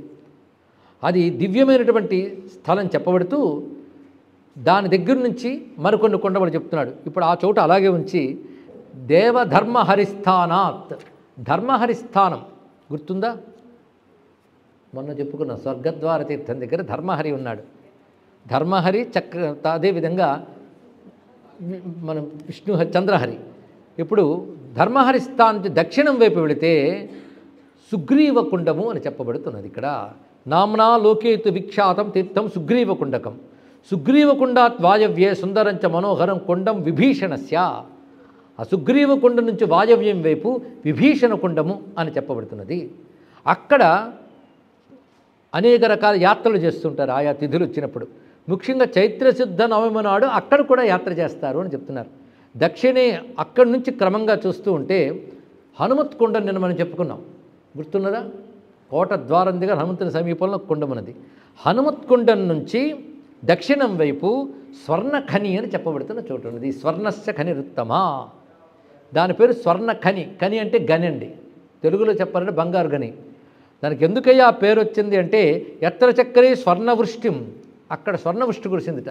ఎప్పుడు అంటే రఘుమహారాజు పాలన చేస్తున్న సమయంలో ఒకసారి రఘువు అనేకములైనటువంటి రాజ్యములను జయించి ఏకఛత్రాధిపత్యంగా పాలన చేశాడు. ఆ సంపదంతా వచ్చిన తర్వాత వశిష్ఠుల వారిని, వామదేవుణ్ణి మొదలైన వారిని పిలిచి, నాకు ఇవన్నీ చేసి వచ్చాను కనుక ఏదైనా యజ్ఞం చేయాలనుంది, ఏ యజ్ఞం చేస్తే మంచిది అని అడిగాడు. సమస్తమును జయించి వచ్చేవి కనుక నీ వంటి వాడు చేయవలసిన యజ్ఞం పేరు విశ్వజిద్యాగము, ఇది చేయాలి. అది ఎలా చేయాలి, మేము చేయిస్తాం కదా అన్నారు. విశ్వజిద్యాగం చేశారు. విశ్వజిద్యాగం సర్వదక్షిణాకం. సర్వదక్షిణాకం అంటే ఉన్న ప్రతి రూపాయి దక్షిణ ఇచ్చేయాలండి. అది అలాంటి దక్షిణలు ఎవరు చేయగలడు? దానం అంటే రఘువంశ చక్రవర్తుల దగ్గర తెలుసుకోవాలి. రామచంద్రమూర్తి అరణ్యవాసానికి వెళ్ళినప్పుడు కూడా తనదైన ప్రతిదీ దానం చేసి వెళ్ళాడు. అది గొప్పతనం. అని సీతమ్మకు పిలిచి ఆ బీరువకు గట్టిగా తాళం వెయ్యి, మనం తిరిగి వచ్చాక 14 ఏళ్ళ తర్వాత పనికొస్తాయి అనలేదు. అది తెలుసుకోవాలండి, త్యాగం అంటే అది. అంతేగాని ₹1,00,000 చేతిలో ఉంచుకొని రూపాయి స్పూన్ ఊది ఊది అవతల వాడికి ఇచ్చి వితరణశీలి అని బిరుదు పొందినటువంటి వాళ్ళకి ఈ రహస్యాలు ఎక్కడ తెలుస్తాయండి? ఇక్కడ అలా మొత్తం త్యాగం చేసి వెళ్ళాడు వనవాసానికి. అది రామచంద్రమూర్తి వనవాసం అంటే. ఇప్పుడు ఆ వెనుక పై పూర్వీకుడు ఈయన రఘుమహారాజు. ఈయన వంశమే రఘువంశం, ఈయన పేరుతోనే వచ్చింది కదా. ఆ రఘుమహారాజు విశ్వజిద్యాగం చేసి సర్వదక్షిణాకంగా చేశాడు. అలాంటి సమయంలో ఆయన ఉండగా అప్పుడు ఒక ఋషి ఆయన వద్దకు వచ్చాడు. ఆయన పేరు కౌత్సుడు. ఈ కౌత్సుడు ఎందుకు వచ్చాడు అంటే ఒక నిమిత్తం వచ్చాడు, ఒకానొక ప్రయోజనం కోసం వచ్చాడు ఆయన. ఏమిటది అంటే వాళ్ళ గురువుగారు వరతంతు అనే ఋషి, ఆయన దగ్గర విద్య నేర్చుకున్నాడు. విద్య నేర్చుకున్న తర్వాత దక్షిణం ఏమిమ్మంటారని అడిగాడు. ఏం అక్కర్లేదయ్యా వెళ్ళవయ్యా అన్నాడు. ఈయన సతాయించాడు, దక్షిణ ఎంత ఇవ్వాలి, దక్షిణ ఎంత ఇవ్వాలి. ఎందుకు దక్షిణ లేని విద్య వ్యర్థం అవుతుంది, తెలుసుకోవాలి. ఏ విద్య మీరు నేర్చుకున్నా, విన్నా, ఉపదేశం పొందినా దక్షిణారహితమైనప్పుడు అది వ్యర్థమే. విన్నదంతా బుడిదలో పోసిన పన్నీరే. అందుకు విద్య అంతా వ్యర్థమైపోతుంది కదా, అందుకు అడుగుతున్నాడు. అయితే దక్షిణ ఏది ఇవ్వాలి, గురువుకి ఏది అవసరం అది ఇవ్వాలి. అది ఏది ఇమ్మంటారు. ఆయన నిష్కాముడు. ఎక్కర్లేదులే, నువ్వు ఇంతవరకు చేసిన సేవ చాలంటున్నట్ట. అంతేగాని ఇంత ఇవ్వాలని గురువు ఆశించడు. శిష్యుడి ధర్మం అది. ఇప్పుడంతా రివర్సల్ అయ్యాయి. ఎంత ఇవ్వాలో గురువు చెప్తాడు. గురువు ఆశించడు, శిష్యుడు చెయ్యాలి. అది ఆయనకి ఏం కోరిక లేదండి అంటాడు వీడు. ఏది మొత్తం ఉపదేశాలు పొంది ఆయన కోరిక లేదు కానీ నీకు ధర్మం ఉంది, అది తెలుసుకోవాలి ఇక్కడ. అందుకే అడుగుతున్నాడు. ఆఖరికి విసిగిపోయి 14 సువర్ణానాం కోటిం, 14 కోట్ల సువర్ణ నాణాలు తీసుకురా పో అన్నాడు. ఇక్కడ ఏదో ఉన్నది ఇవ్వగలడు కానీ అంత ఇవ్వగలడు, అంత ఇచ్చుకోలేనండి అనలేదు. ఎందుకంటే తను సతాయిస్తారు కదా గురువు చెప్పడి ఇచ్చుకోవాలి. ఏం చేస్తాడు? విప్రుడికి యాచనతో తెచ్చుకునే ఒక హక్కు ఉంది కనుక తిన్నగా రఘుమహారాజు వద్దకు వచ్చాడు అడుగుదామని. ఇంటికి విప్రుడు రాగానే అర్ఘ్యపాద్యాదులు ఇవ్వాలి. అందుకే అక్కడ మృన్మయ పాత్రలతో అర్ఘ్యపాద్యాలు ఇచ్చాడు. మృన్మయ పాత్ర అంటే మట్టి పాత్రలతో ఇచ్చాడు అర్ఘ్యము పాద్యము. మృత్పాత్ర విహిత క్రియ సపర్యాయార్ఘాదిక. మట్టి పాత్రలతో అర్ఘ్యపాద్యాలు ఇస్తున్నప్పుడు తెలిసిపోయింది దానికి ఈయన స్థితి ప్రస్తుతం ఎలా ఉందో. అంటే అసలు రాగి పాత్ర కూడా లేదు, సర్వదక్షిణాకం, ధనమని చెప్పదగ్గవన్నీ ఇచ్చేసాడు. ఇలాంటి ఆయన ఏమడుగుతాడు? ఎందుకు వచ్చారండి అన్నాడు. ఏం లేదులే వెళ్ళొస్తాను అన్నాడు. ఇక్కడ ఏం లేదులే కాదు, మీరు వచ్చారంటే దేనికో వచ్చారు చెప్పండి అన్నాడు. అది నీ దగ్గర తీరదు అన్నాడు. మీరేదో చెప్తే కదా తీరదని తెలిసేది. నేను గురువుకి దక్షిణ ఇవ్వాల్సి వచ్చిందయ్యా, అది నిన్ను అడిగి వెళదాం అనుకున్నాను, కానీ నువ్వు ఇచ్చే స్థితిలో లేవని తెలిసిపోయింది అన్నాడు. ఎంత మహాత్ముడు అండి చూడండి, ఇక్కడ ఆయనంత మహాత్ముడు. అవతలవాడు ఇవ్వగలడో లేడో చూసుకుని అడగాలి, అంతే. నాకు ఎంత అవసరమో కాదు, వాడు అవస్థేతో కూడా తిరిగారు కదా ఇక్కడ. అందుకే తెలుసుకుని వెళ్ళొస్తానన్నాడు. వీల్లేదు, రఘుమహారాజు దగ్గరికి వచ్చి అక్కడ దొరకక మరొక దగ్గరికి వెళ్ళేవంటేనే రఘువంశ లేదు సూర్యవంశ కీర్తి కళంకం. ఇక్కడ వీల్లేదు, నాకు ఒక్క రాత్రి గడువు ఇవ్వండి, మీకు రేపు పొద్దునకల్లా అందిస్తాను, మీరు విశ్రాంతి తీసుకోండి అని చక్కటి భవనం ఏర్పాటు చేశారు ఆయనకి. అప్పుడు డిసైడ్ చేసుకున్నాడు, రేపు తెల్లవారేక అలకాపురి మీదకి దండయాత్రకు వెళ్ళాలి సిద్ధం చేసుకున్నాడు రఘుమహారాజు. ఎందుకంటే రాజు అయిన వాడికి క్షాత్రంతో పరాక్రమంతో సాధించవచ్చు, ఆయన ధర్మం అది. యాచన ఆయనకి ధర్మం అయితే పరాక్రమం ఈయన ధర్మం. పొద్దున్న వెళదామని సిద్ధం చేసుకున్నాడు. రేపు పొద్దున్న దండయాత్రకు వస్తాడన్న వార్త తెలిసిన కుబేరుడు ఎందుకు వచ్చిన గొడవని సువర్ణములన్నీ కురిపించాడు. అక్కడ అయోధ్యలో సువర్ణాలు కురిపించాడండి. అది రఘుమహారాజు యొక్క చరిత్ర, అంత గొప్పది. అలా కురిపిస్తే ఇదిగో నీ కోసం నేను దండయాత్రకు వెళితే కురిపించాడు కనుక ఇవంతా నీదే అన్నాడు ఆ మహానుభావుడు. విత్తం యావత్ ప్రయోజనం, నాకెంత అవసరమో అంతేగాని ఇచ్చావు కదా అని మూట కొట్టుకుపోవడం కాదు. ఏమి ప్రభువులండి. అప్పుడు దాతగడి లక్షణాలు ఉన్నాయి, ప్రతిగ్రహం చేసేవాడికి ఎటువంటి లక్షణాలు ఉన్నాయో తెలుసుకుంటే అది సంస్కృతి, అది ధర్మం, అలాంటి వంశం. అందుకే రఘుమహారాజు పేరుతో వంశం వర్ధిల్లిందంటే మహానుభావుడు ఎటువంటి వాడు. అప్పుడు కౌత్సుడు కూడా తనకి ఎంత అవసరమో అంతే తీసుకుని తిరిగి గురుదక్షిణ చెల్లించుకున్నాడు. ఈ విధంగా ఎక్కడైతే ఆ సువర్ణములు కురిపించాడో ఆ చోటు స్వర్ణఖని అని నేటికి చెప్పబడుతున్నది. కనుక ఇక్కడ మనం అయోధ్యలో చూస్తున్నది రామకాలం నాటి ఔన్నత్యమే కాదు, సృష్టి పూర్వం నుంచి సూర్యవంశ చక్రవర్తుల ఔన్నత్యానికి చోటు అయోధ్య, అది మర్చిపోవద్దు. భారతదేశపు చక్రవర్తులు సూర్యవంశ చక్రవర్తులు, వారు ఏలిన నేల అయోధ్య, అది మన భారతదేశంలో ఉంది. అది గర్వించదగ్గ అంశం అండి. ఆ పూర్వీకులందరూ గుర్తు రావాలి. ఎంతమంది అండి అయోధ్యను ఏలిన రాజులు. ముందు వైష్ణవును చెప్పుకుంటే ఇక్ష్వాకుని చెప్పుకున్నాక రఘువుని చెప్పుకున్నాక కౌత్సుని చెప్పుకున్నాక ఇంకందరినీ చెప్పుకోవాలి. తనవితేర భగీరథ భూపతి, దిలీప్ చక్రవర్తి, హరిశ్చంద్ర మహీపతి, ఇంకా భారతంలోకి వెళితే ఋతుపర్ణ చక్రవర్తి. పేరు చెప్తే చాలా పాపం పోతుంది. నలచక్రవర్తికి ఆశ్రయం ఇచ్చినటువంటి వాడు, నిషధ దేశాధీశుడైన నలచక్రవర్తికి ఆశ్రయం ఇచ్చిన ఋతుపర్ణుడు అయోధ్యరాజు అని చెప్పారు. ఇక్కడ ఎంతమంది అయోధ్యరాజులు, కొన్ని మనకి రఘువంశాదుల్లో చెప్పుకున్నాం, కొన్నిటి గురించి ఎంతమంది రఘువంశ మహారాజులు, వాళ్ళ గురించి పురాణములు శ్లాఘిస్తూ ఉన్నాయి. మహాచక్రవర్తులు వాళ్ళందరూ, వాళ్ళ పేర్లు తలంచుకుంటే పాపాలు పోతాయి కనుక ప్రాతస్మరణీయులండి వీరందరూ కూడా. అలాంటి రఘువంశీకుల యొక్క పూర్వచరిత్రకి ఆధారభూమి అయోధ్య. అయితే ఒక్క రాముడే కాదు, వారందరూ అటువంటి వారే. ఆ రాజులొక్కరొక్కరు నారాయణమూర్తులుగ్గర నారాచపత స్వరాజ్య స్ఫారావన వీర కళా కేళి ధర్మ వితరణ పటములు అంటారు విశ్వనాథ వారు. అటువంటి రాజులు ఒక్కొక్కరు కూడా అసలు వాళ్ళ గురించి చెప్పడానికి నేనంతా అంటాడు మహానుభావుడు కాళిదాసు. వాళ్ళొక్కొక్కరు కూడా నేనంత క్వచాల్ప విషయామతి క్వసూర్య వంశప్రభవా. సూర్యవంశ ప్రభులేని రాజులు ఎక్కడ, అల్పబుద్ధిని నేనెక్కడ. అయినా వాళ్ళని వర్ణించడానికి బయలుదేరిపోతున్నానంటే చిన్న తెప్ప వేసుకుని సముద్రం మీదకి వెళుతూ ఉంటే ఎంత హాస్యాస్పదమో నన్ను చూస్తే అలాగే అనిపిస్తుంది అన్నాడు. అంటే ఆ మహాత్ముల ఔన్నత్యం తెలుసుకోగానే కాళిదాసాది మహాకవులకి ఎంత ఆనందం కలిగిందో చూడండి. ఈ అయోధ్యలో కూర్చొని నా దేశాన్ని ఏలిన అటువంటి సూర్యవంశ రాజర్షుల గురించి తలంచుకోవడం ఎంత గర్వకారణం, ఎంత ఆనందకారణం. అలాంటి రాజర్షులు ఏలిన నేలని మనం తెలుసుకోలేకపోతున్నా అని అనడం, అని బాధపడడం ఎంత దుఃఖకారణం, ఎంత బాధాకారణం. ఎలాంటి స్థితిలో ఉన్నాం. అదండి మన అయోధ్య, అది మన చక్రవర్తుల యొక్క చరిత్ర. అలాంటి భవ్యమైన చరిత్రలో రఘువంశ మహారాజును గుర్తు చేస్తున్న మన సువర్ణ ఖణికి నమస్కారం చేస్తూ తస్యా దక్షిణ దిగ్భాగే, ఆ స్వర్ణఖనికి దక్షిణం వైపు, ఇదంతా మ్యాప్ గీసి చూపిస్తున్నాం. మీరు దక్షిణాలు ఉత్తరాలు గుర్తుపెట్టుకోకపోయినా స్థానాలు తలంచుకొని నమస్కారం చేసుకోండి చాలు. ఇక్కడ స్వర్ణఖనికి దక్షిణ భాగంలో యజ్ఞవేది ప్రకీర్తిత, యజ్ఞవేది ప్రకాశిస్తున్నది. ఆ యజ్ఞవేది చాలా విశేషమైనటువంటిది. అది ఎందుకు యజ్ఞవేది ఉన్నదంటే ఎత్ర యజ్ఞో బభూవాత రామస్య పరమాత్మన, రామచంద్రమూర్తి యజ్ఞములు చేసిన చోటు అది. ఇంకొక అంత గొప్పదండి. రాముడు అనేక యజ్ఞములు చేశాడు అనేటువంటి విషయం రామాయణంలో మనకు కనబడుతుంది. రాముడు అయోధ్యకు పట్టాభిషిక్తులైన తర్వాత రాజ్యపాలన కాలంలో తన పూర్వ చక్రవర్తుల వలనే అనేక యజ్ఞములు చేశాడు. యజ్ఞములు ఎందుకు చేస్తారంటే లోకక్షేమార్థం రాజు అయిన వాడు యజ్ఞములు చేస్తాడు. అలాంటి అశ్వమేధాది అనేక క్రతువులు చేసిన చోటు గనక దానికి యజ్ఞవేది అని పేరు. తస్యాహ పశ్చిమ దిగ్భాగే, దానికి పశ్చిమ వైపు అగ్నికుండం మనోహరం, అగ్నికుండం ఉంటుంది. ఎందుకంటే రామచంద్రమూర్తిని విడిచిపెట్టలేక అనేక మంది విప్రులు అక్కడ అగ్నిహోత్రులను ఆరాధన చేశారు. ఇప్పటికీ అక్కడ అగ్ని భక్తారకుడు 3 రకములైన రూపములతో ప్రకాశిస్తుంటాడు. దక్షిణాగ్నిర్గార్హపత్యాహవనీయాస్త్రయోగ్నయ, దక్షిణాగ్ని, ఆహవనీయాగ్ని, గార్హపత్యాగ్ని అనే రూపములతో అగ్నిహోత్రుడు అగ్నికుండం అని చెప్పబడుతున్న చోటు ఉంటాడు. మీరు వెళ్ళగానే నాకు అగ్నిహోత్రుడు కనబడలేదని వెనక్కి వచ్చి అక్కర్లేదు. అక్కడ సూక్ష్మ భూమికలో అగ్నిహోత్రుడు ఉంటాడు. తత్ర యాత్రా ప్రకర్తవ్య నరశ్రద్ధా సమన్వితై, అలాంటి ఆ చోటుని రామభక్తులైన వారు శ్రద్ధగా యాత్ర చేయాలి. కనుక స్వర్ణఖని నుంచి, స్వర్ణఖంటే హనుమత్కొండం నుంచి స్వర్ణఖనికి వచ్చాం, స్వర్ణఖని నుంచి యజ్ఞవేదికి వచ్చాం, యజ్ఞవేదికి పశ్చిమం వైపు అగ్నికుండం అని చెప్పబడుతుంది. అక్కడికి చేరి, అంటే అగ్నికుండం అని చెప్పబడుతున్న స్థలానికి వెళ్ళి అక్కడ నువ్వేదైనా క్రతువు చేసినా, దానము చేసినా, రామస్తోత్రం చేసినా మర్త్యులు అమర్త్యులు అవుతారు అన్నాడు ఇక్కడ. అంటే మానవులు మరణరహితులు అవుతారు.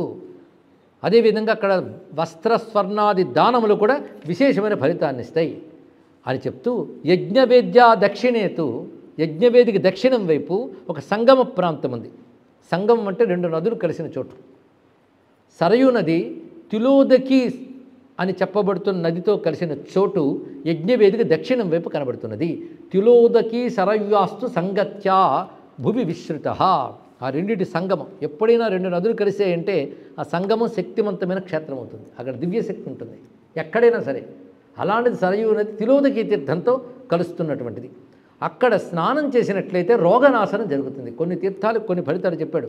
ఇంకో చోట స్నానం చేస్తే సౌందర్యం వస్తుందిట, ఇంకా అటువైపు పరిగెత్తచ్చు ఎవరైనా. ఆ తీర్థం చెప్తాడు. ఇప్పుడు ఈ తీర్థం ఏంటంటే, తత్ర స్నాత్వా మహాభాగే భవంతి విరుజో నరాహ, రోగరహితులు అవుతారు అని చెప్తూ దశాశ్వమేధయాగములు చేసిన ఫలితం లభిస్తుంది. అయితే తిలోదకి నది అది ఎక్కడి నుంచి వచ్చింది అంటే రాముడు ఏర్పరిచేటి నదిని. ఆయన దగ్గర రాముని వద్ద జాతి అశ్వములు ఉన్నాయి. సింధు దేశంలోంచి వచ్చినటువంటి అశ్వములవి. ఒకప్పుడు ఆ అశ్వములతో క్రీడిస్తున్నాడు రామచంద్రమూర్తి. రామేణ నిర్మితాపురో నదీ సింధు స్థితాపరాం సింధుజానాం తురంగాణం జలపానాయ సువ్రతే. ఆ గుర్రములకి నీళ్లు తాగించాలనిపించింది ఆయనకి. వెంటనే బాణంతో అక్కడ తవ్వగానే ఒక ప్రవాహం ఏర్పడింది. ఆ ప్రవాహమే తిలోదకి అని చెప్పబడుతుంది. ఎందుకు ఆ పేరు వచ్చిందంటే, దీని జలం తిలవత్ శ్యామముదకం యతస్తస్యా సదా బభౌ అన్నారు ఇక్కడ. అంటే నువ్వులు, నల్ల నువ్వులు ఏ విధంగా ఉంటే అలాంటి రంగుతో నీరు ఇక్కడ ఉంటుంది. అలాంటి రంగుతో ఏర్పడిన తీర్థం కనుక తిలోదకి తీర్థము. అంటే రామచంద్రమూర్తి ఏర్పరిచిన తీర్థమే, అంత గొప్పది. దానితో రామగంగ కలిసిందంటే ఆ సంగమం ఇంకెంత గొప్పది. అందుకే అత్యంత ఉత్కృష్టమైన తీర్థముగా దీన్ని చెప్తారు. అలా సంగమాదన్యతో యస్యాం తిలోదక్ష్యాం శుచివ్రత అని, ఇలాంటి దానియందు శుచివ్రతుడై అంటే నిర్మలమైన వ్రతము గలవాడు స్నానమాచరించినట్లయితే బహుజన్మార్జిత పాపముల నుంచి విడిపడతాడు సుమా. ఇక్కడ మరొక రమ్యమైన చోటు చెప్తున్నాడు. ఇది ఎలాంటిదంటే, బృందావనంలో నిధివను, సేవాకుంజు మొదలైన లీలావనములు ఎలాంటివో అయోధ్యలో కూడా ఒక లీలావనం ఉంది. అక్కడ రాధాకృష్ణ లీలలైతే ఇక్కడ సీతారామ లీలా వనములు. ఇవి చాలా విశేషమైనవి. తిలోదకీ శరవ్యోస్తు పశ్చిమేతు తటే స్థిత, దాని పేరు అశోకవాటిక నామ్ని రామచంద్రస్య శోభతే. అక్కడ అశోకవాటిక అని చెప్పబడుతున్నది. రావణాసుడికి బహుశా ఈ రహస్యం తెలిసి ఉంటుంది. అయోధ్యలో సీతారాములకు అశోకవాటిక అని ఒకటి ఉంది కనుక ఆవిడ హోమ్లీగా ఫీల్ అయ్యేటట్టు, మా దగ్గర అశోకవనం ఉంది అక్కడ పెడతాను అమ్మవారికి అనుకున్నాడు రావణాసురుడు. అంటే వాడు రాక్షసుడైనా వాడు జీవుడు, జైవిజయుల్లో ఒకడు కదండి, అలాగే ఆలోచిస్తాడు. ఇవన్నీ రహస్యములండి. దీన్ని బట్టి తెలుసుకోవాలి ఏంటంటే, వైకుంఠ పరంధామంలో అక్కడున్న అయోధ్యానామ వైకుంఠ నగరములో అశోకవనం ఉన్నది. దాని యొక్క స్వరూపం ఈ అయోధ్యలో కూడా ఉన్నది. ఇది అన్వయించుకోవాల్సిన విధానం. ఇక్కడ రత్నభవనంలో సీతారాములను ధ్యానించాం, పాకస్థానం ధ్యానించాం, కనకసదనం ధ్యానించాం. అలాగే ఈ వనంలో తిరుగుతున్న సీతారాముల ధ్యానం, ఉపాసనా ప్రక్రియ, ఇవన్నీ కూడా ఒకటి విన్నవించుకుంటున్నాం. ఇక్కడ మనం వింటున్న ప్రవచనంలో ప్రతి అంశము ఒక ఉపాసనా ప్రక్రియ అంటే ఏకాంతంలో కూర్చొని వీటి ధ్యానించితే అది ఉపాసన. అయితే అంత ఏకాంతంలో కూర్చొని ధ్యానించేటంత మనస్థితి అందరికీ సాధ్యం కాదు. అది శ్రవణ రూపంలో అది జరిపిస్తున్నాడు రామచంద్రమూర్తి. కానీ ఇప్పుడు మనం చేసుకుంటున్న ఒక అద్భుతమైన ధ్యానము సీతారామ లీలా విహార ధ్యానము. ఎప్పుడైనా ఉపాస్య దైవాన్ని శక్తి సహితంగా ఉపాసించినప్పుడు శక్తి సహిత విహరణ లీలా ధ్యానం ఒక విధానం అంటే ఈ ప్రక్రియ తెలియాలి మనకి. అదే రాధాకృష్ణ విహార లీల మధుర భక్తి సంప్రదాయంలో కృష్ణ భక్తులు ఎలా కనబడుతుందో రామభక్తులు అలా కనబడుతుంది. అది మీకు తెలియాలంటే అయోధ్యావాసులను పలకరించాలి. వాళ్ళ మన పనప్రవృత్తి శతాంతరం అంటే 100 రెట్లు మనకంటే ఉత్కృష్ట స్థితి. మనకంటే అంటున్నా అంటే సాధారణ స్థాయి కంటే అని చెప్తున్నాను తప్ప అందరినీ కలపట్లేదు నేను ఇక్కడ.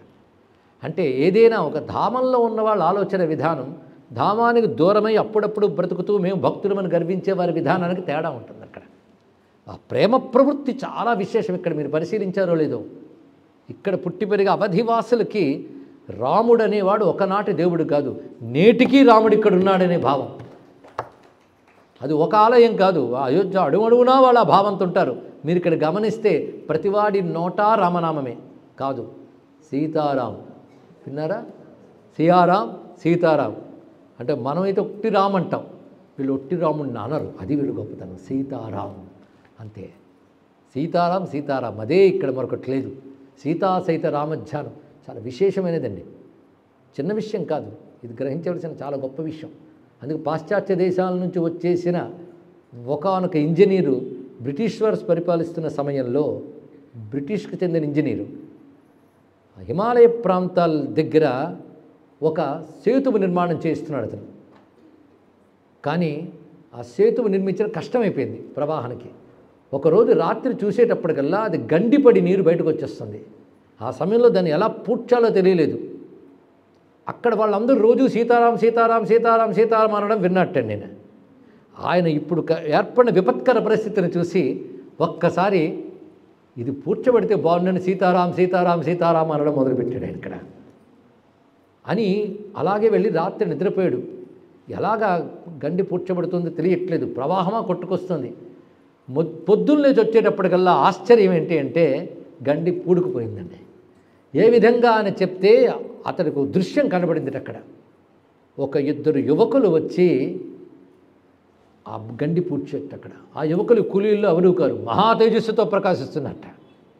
తాను అక్కడున్న కూలీలకు చెప్పాడు, 2 యువకులను చూశానయ్యా, వాళ్ళు మహా తేజస్సుతో ఉన్నారు, వాళ్ళు పూరించారు ఆ గండిని అనగానే ఆ అక్కడ కూలీలకు కళ్ళీళ్ళు వచ్చాయి. ఆ రామలక్ష్మణులే వచ్చి మిమ్మల్ని అనుగ్రహించారయ్యా అన్నారు. ఇక్కడ సీతారాం అనే నామానుకున్న మహిమండి. మనం అనుకుంటాం వాళ్ళు ఎలా ఏదో అంటున్నారని. నామానుకున్న మహిమ తెలిస్తే అంత ప్రేమగా అనగలడం కూడా యోగమే. నామానుకున్న శక్తి ఎన్ని తావళాలు తిప్పే జప అహంకారానికి ఉంటుంది చెప్పండి. ఇక్కడ పూరితమైన జపం కంటే ప్రేమగా అనే నామం అంత గొప్పది. సీతారామ అయోధ్య సీతారామ నిలయం. అలాంటి సీతారాముల విహార భూమి ఈ పవిత్రమైనటువంటి అయోధ్యలో సరిగ్గా తిలోదకి తీర్థం నుంచి పశ్చిమేతు తటే స్థిత అశోకవాటికా నామ్ని రామచంద్రస్య శోభనే. అక్కడ అది ఎలా ఉంటుంది అనడానికి కొన్ని శ్లోకాలు వర్ణించారు. ఇక్కడ చాలా శ్లోకాలు. ఎన్ని శ్లోకాలు అంటే అర్థం చెప్తే విసుగొచ్చేటువంటి శ్లోకములు ఉన్నాయి అక్కడ. ఇది ఎలా ఉంటుందంటే మణిద్వీపంలో కల్పవృక్ష నానావృక్ష మహోద్యాన వర్ణంలా ఉంటుందండి. ఇక్కడ అన్ని అందమైన వృక్షములు తేజరిల్లుతున్న అద్భుతమైన అశోకవాటిక. ఇప్పుడు అది ఉందా లేదా అని కాదు, ఇప్పుడు ఉంది అని తెలుసుకోవాలి. ఎక్కడ? దివ్య అయోధ్యలో ఉంది. ఇక్కడ అది ఇక్కడే మనం భావన చేస్తున్నాం.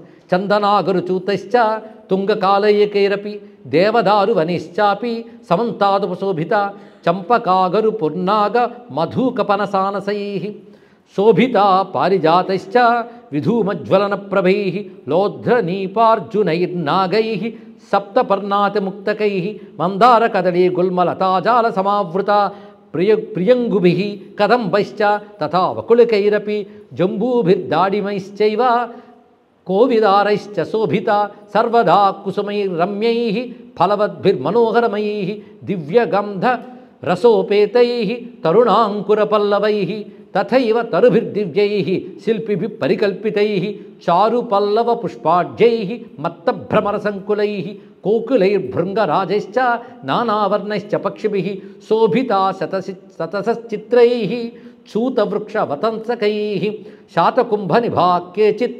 కేచిదాగ్నిశిఖోపమాః నీలాంజనిభా కేచిత్ భాంతి తత్ర స్మపాదపాః. ఇంకా చాలా ఉన్నాయి, నాపాను ఇక్కడ. కొన్ని వృక్షములు బంగారు కాంతులతో ఉంటాయి, కొన్ని అగ్ని కాంతులతో ఉంటాయి, మరికొన్ని నీలపు కాంతులతో ఉంటాయి. అంటే అర్థం ఏంటంటే ఇవి సామాన్య వృక్షములు కావు, ఇవి రత్నమయ కాంతులతో ఉన్న వృక్షములు అనగానే వైకుంఠ భూమికలో ఉన్నటువంటి దివ్య వృక్షములు శోభిల్లుతున్నాయి ఇక్కడ. అలాంటి వృక్షములు ఎన్నో. అంతేకాదు అక్కడ పక్షులు, తుమ్మెదలు, ఝంకారములు ప్రకాశిస్తున్నాయి. రమ్యమైన వాసనలు వస్తున్నాయి రకరకాల పుష్పముల నుంచి. పైగా సదా పుష్పితాహ, ఎల్లవేళల పువ్వులతోనూ ఫలాలతోనూ ఉన్నటువంటి వృక్షములు ఇవి.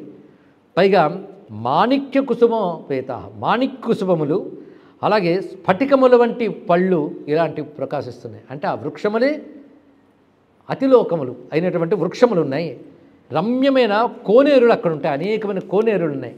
ఆ కోనేరులు పద్మములతో వికసిస్తూ ఉంటాయి. వాటి ఒడ్డున చక్కని వృక్షములు ఉంటాయి, వాటి క్రింద కూర్చునడానికి చక్కని ఆశ్రమాలు ఉంటాయి. అక్కడక్కడ చిన్న చిన్న కుటీరములు వంటివి ఏర్పడుతుంటాయి. స్తంభ మండపములు ఉంటాయి, అంటే స్తంభాలతో మండపాలు ఉంటాయి, వాటి చుట్టూ లతలు అల్లుకుని ఉంటాయి. అలాంటి రమ్యమైనవి. అక్కడ సీతారాములు విహరిస్తూ ఉంటారు. ఆసనేచ శుభాకారే పుష్పప్రాకార శోభితే కుశాస్తరణ సంస్తీర్ణే రామ సన్నిషసాద. ఎలాగైతే సేవాకుంజుని దివన్ బృందావనంలో రాధాకృష్ణులని చింతన చేస్తారో ఇక్కడ ఈ చింతన. అయితే వాళ్ళ చింతనలు ఊహలతో చేయరండి, ఇది ఒకటి తెలుసుకోవాలి. రాధా మాధవ చింతనామృత్ మొదలైన శాస్త్ర గ్రంథాలు వాళ్ళలో ఉన్నాయి. అది రసిక సంప్రదాయంలో తన్మంత్ర ఉపాసకులకు గురువులు చెప్తారు. దానిని ఆధారం చేసుకుని ఆ సేవల్ని చింతన చేస్తారు. అంటే కృష్ణుడు చేసే వాటిని వాళ్ళు ఊహిస్తున్నారు, కానీ వాళ్ళు ఏది ఊహిస్తే అది కృష్ణుడు చేస్తాడు అనట్లేదు. ఇది తెలుసుకోవాలి. ఇది సత్యాన్ని చింతన చేయుట, అంటే సత్యాన్ని ఉపాసించుట. ఇది అక్కడ దిగితే కానీ తెలియదండి. అది రాధాకృష్ణ సేవా చింతన. అలాగే సీతారామ సేవా చింతనం ఇప్పుడు చూపిస్తున్నాడు. తద్భక్తులకి ఇది చింతనం. ఎలా అంటే ఇలాంటి వాటిలో ఒక ఆసనమనందు, పైగా పుష్ప ప్రాకారం ఆసనం ఎలా ఉన్నదంటే ఆ పైన పువ్వులతో చేసినటువంటి పైకప్పు ఉందండి ఇక్కడ. అలా ఉన్నది, పువ్వులు అల్లి ఉన్నాయి మొత్తం కూడా. అలాంటి చోట కూర్చున్నాడు. పైగా అక్కడ దర్భపరిచి ఉన్నటువంటి ఆసనం, దానిపై కూర్చొని సీతామాదాయ హస్తేన, అక్కడ తాను కూర్చుని అంతవరకు విహరిస్తూ వచ్చిన తాను అక్కడ కూర్చుని సీతమ్మ చెయ్యి పెట్టుకుని దగ్గర కూర్చోబెట్టుకుని మధుమైరేయకం శుచి పాయయామాస కాకుత్స్థ. అక్కడున్న ప్రత్యేక కుసుమాల తేనెని ఒక రమ్యమైన పాత్రలో పట్టుకుని ఇదిగో తీసుకో తాగు అని సీతమ్మకి ఇస్తాడు ఇక్కడ. అంటే కేవలం పత్ని మాత్రమే అందించడం కాకుండా పత్నికి అందిస్తున్నాడు ఇక్కడ. అందించి తీసుకో అని చెప్పి ఆ తర్వాత అక్కడ చెలికత్తులు చాలామంది ఉంటారు సేవించుకుంటూ. అవి రకరకాల ఫలములని పదార్థములను తీసుకొచ్చి సుమిష్టాని ఫలాని వివిధాని చ రామస్యాభ్యవహారార్థం కింకరాస్తూర్ణమాహర్. అక్కడ ఆ తర్వాత పానం చేసిన తర్వాత వివిధమైన పదార్థాలు తీసుకొచ్చి వారి సేవకులు అందిస్తారు. అక్కడ సీతమ్మతో కబుర్లాడుతూ రామచంద్రమూర్తి ఆ ఫలసేవనం పానీయ సేవనం చేస్తాడు. అప్సరోగణ సంఘాశ్చ కిన్నరీణాంగణాస్తదా దక్షిణారూపమత్యశ్చ స్త్రియ పానవసంగతా. అంతేకాదు రామచంద్రమూర్తి అనుజ్ఞతో అక్కడున్న అప్సరసులు మొదలైన కిన్నరులు గంధర్వులు కూడా పానము చేసి తర్వాత రామునికి సీతమ్మకి ప్రీతి కలిగించడానికై నృత్య గీత విశారదా నృత్యములు చేస్తారు, గానములు చేస్తారు. వాళ్ళ గాన నృత్యములు చేస్తూ రాముడు సీతమ్మను చూస్తాడట. ఎంత రమ్యమైన దృశ్యం చూడండి ఇక్కడ. అంటే సీతమ్మ ఆనందిస్తుందో లేదా అని చూస్తారు. సీతమ్మ ఆనందిస్తోందని తెలుసుకుని తాను ఆనందిస్తాడట. ఇది అద్భుతమైన విషయం చూపిస్తున్నాడు ఇక్కడ. ఇక్కడ రమ్యమైన శ్లోకం చెప్తున్నాడు. ఉపనృత్యంతి రాజ్ఞస్థ నృత్య గీత విశారదా మనోభిరామా రామాస్త రామో రమయతాంబర రమయామాస ధర్మాత్మా నిత్యం పరమభూషితా సతయా సీతయా సార్ధమాసీనో విరరాజ. ఈ విధంగా అవి చూస్తూ సీతమ్మని ఆనందిస్తున్నదో లేదో చూసి తాను ఆనందిస్తూ ఉన్నటువంటి రామచంద్రమూర్తి ఈ విధంగా అశోక వాటికలో విహరిస్తున్నాడు. పేరు ఎంత బాగుందండి! ఏం వాటికది అంటే శోకము లేని వాటిక అనగా ఆనందధామము. ఆనందమే పరమాత్మ స్వరూపం గనక ఆనందమే ఆ వనం, అదే ఆనందవనం, అదే అశోకవనం. ఆ అశోకవనంలో సీతాసమేతుడే రామచంద్రమూర్తి అందులో విహరిస్తున్నాడు. అలాంటి ఆ సమయంలో సతయా సీతయా సార్ధమాసీనో విరరాజ అరుంధత్యా సహాసీనో వశిష్ఠ ఇవ తేజస. ఎలా ఉన్నాడంటే అరుంధతీదేవితో ఉన్న వశిష్ఠుని వలె తేజస్సుతో ప్రకాశిస్తున్నాడు అన్నాడు. అదే రామచంద్రమూర్తి యందు దేవతా తేజస్సు ఉంటుందిట. దేవతా తేజస్సు ఏంటయ్యా? దేవ తేజస్సు ఉంటుంది అన్నారు. అంటే దేవతలు గొప్ప తేజస్సు ఉంటుంది, కానీ దేవతల్లో ఒకడు రాముడు విష్ణువు, దేవతలకే దేవుడు కనుక ఆ తేజస్సు ఉంటుంది. అవతరించినప్పుడు ఏం చేశాడంటే ఆ తేజస్సుతోనే వచ్చి ఆర్షధర్మాన్ని నిలబెడుతున్నాడు కనుక ఋషుల తేజస్సు తనలో చూపిస్తున్నాడు. అంటే తన యొక్క పరమాత్మ తేజస్సుకు తోడు ఋషుల తేజస్సు కలిసింది. ఆడ తర్వాత ఉత్తమమైన సూర్యవంశ చక్రవర్తి కనుక ఆ సూర్యవంశంలో వచ్చిన ప్రభువుల తేజస్సు కూడా ఉందిట. కానీ రామచంద్రమూర్తిలో ముగ్గురు తేజస్సు కనబడుతుందన్నాడు. ఒకటేమిటంటే దేవాదిదేవుడైన పరమాత్మ యొక్క వర్చస్సు, రెండవది ఆర్షవర్చస్సు, మూడవది రాజవర్చస్సు. ఈ మూడు రాముల్లో కనబడుతున్నాయని నేను అనలేదు, హనుమంతుడు అన్నాడు. రాముడిని చూసిన వెంట అంటాడు రాజర్షి దేవ ప్రతిమౌ ఇమౌ అన్నాడు. ఇక్కడ రాజ ఋషి దేవ తేజస్సులు మూడు ఉన్నాయి. అందుకే వీళ్ళిద్దరిని చూపించినప్పుడు అరుంధతీదేవితో వశిష్ఠుని వలె రామచంద్రమూర్తి అక్కడ ప్రకాశిస్తున్నాడు. అంటే ఆ దాంపత్య ధర్మం అనేటటువంటిది ఏదైతే ఉన్నదో ఆర్ష సంప్రదాయం, అది దాని స్వరూపం మూర్తి కట్టినట్టుగా ఉన్నటువంటి సీతారాములు మనం తలుచుకుంటున్నాం. ఇలాంటి అశోక వాటికలో ఏవం రామో ముదాయుక్త సీతాం సురసుతోపమాం రమయామాస వైదేహీం అహన్యహని దేవవత్. అహన్యహని అంటే నిత్యము ప్రతిరోజు కూడా ఈ విధంగా సీతను ఆనందింపజేస్తూ రామచంద్రమూర్తి ఇక్కడ విహరిస్తున్నాడు. తథా తయోర్విహరతో సీతారాఘవయోశ్చిరం. ఇలా ఎల్లవేళలా విహరిస్తున్నటువంటి సీతారాఘవుల విహారాన్ని ధ్యాత్వా ధ్యానించాలి. ఎక్కడ? అశోక వాటికలో. అలా ధ్యానించిన ఒక ప్రక్రియ. మొత్తానికి జన్మభూమి మొదలుకుని పాకస్థానానికి వెళ్ళి మధ్యలో స్వర్ణఖని వైపు వెళ్ళి యజ్ఞవేదిక దగ్గరకు వచ్చి అగ్నికుండం దాకా వచ్చి అక్కడి నుంచి తిన్నగా అశోక వాటికలో విహరిస్తున్న సీతారాములు దర్శిస్తున్నాం. అలా వాళ్ళు ఉండనియండి, అక్కడ ఇప్పటి నుంచి కదిలించవద్దు. అక్కడి నుంచి మళ్ళీ కదిలిపోతే బాగోదు కనుక అక్కడితో ఆపడం బాగుంటుంది. అశోక వాటికలో పరమానందంగా విహరిస్తున్న సీతారామమూర్తికి నమస్కరిస్తూ స్వస్తి. స్వస్తి ప్రజాభ్య పరిపాలయంతాం న్యాయేన మార్గేణ మహిం మహిషాః గోబ్రాహ్మణేభ్యః శుభమస్తు నిత్యం. లోకాః సమస్తాః సుఖినో భవంతు. కాళే వర్షతు పర్జన్యః పృథివీ సస్యశాలిని. దేశోऽयं क्षोभरहितो బ్రాహ్మణాः సంతు నిర్భయాः. అపుత్రాः పుత్రిణः సంతు పుత్రిణः సంతు పౌత్రిణः. అధనాः సధనాः సంతు జీవంతు శరదం శరదాం శతం మంగళం. కోసలేంద్రాయ మహనీయ గుణాత్మనే చక్రవర్తి తనూజాయ సార్వభౌమాయ మంగళం. శ్రీ అయోధ్యా మాతాకి, శ్రీ సరయూ మాతాకి, శ్రీ జన్మభూమికి, అశోకవనవాటికకు జై. నమః పార్వతీపతయే. హర హర మహాదేవ.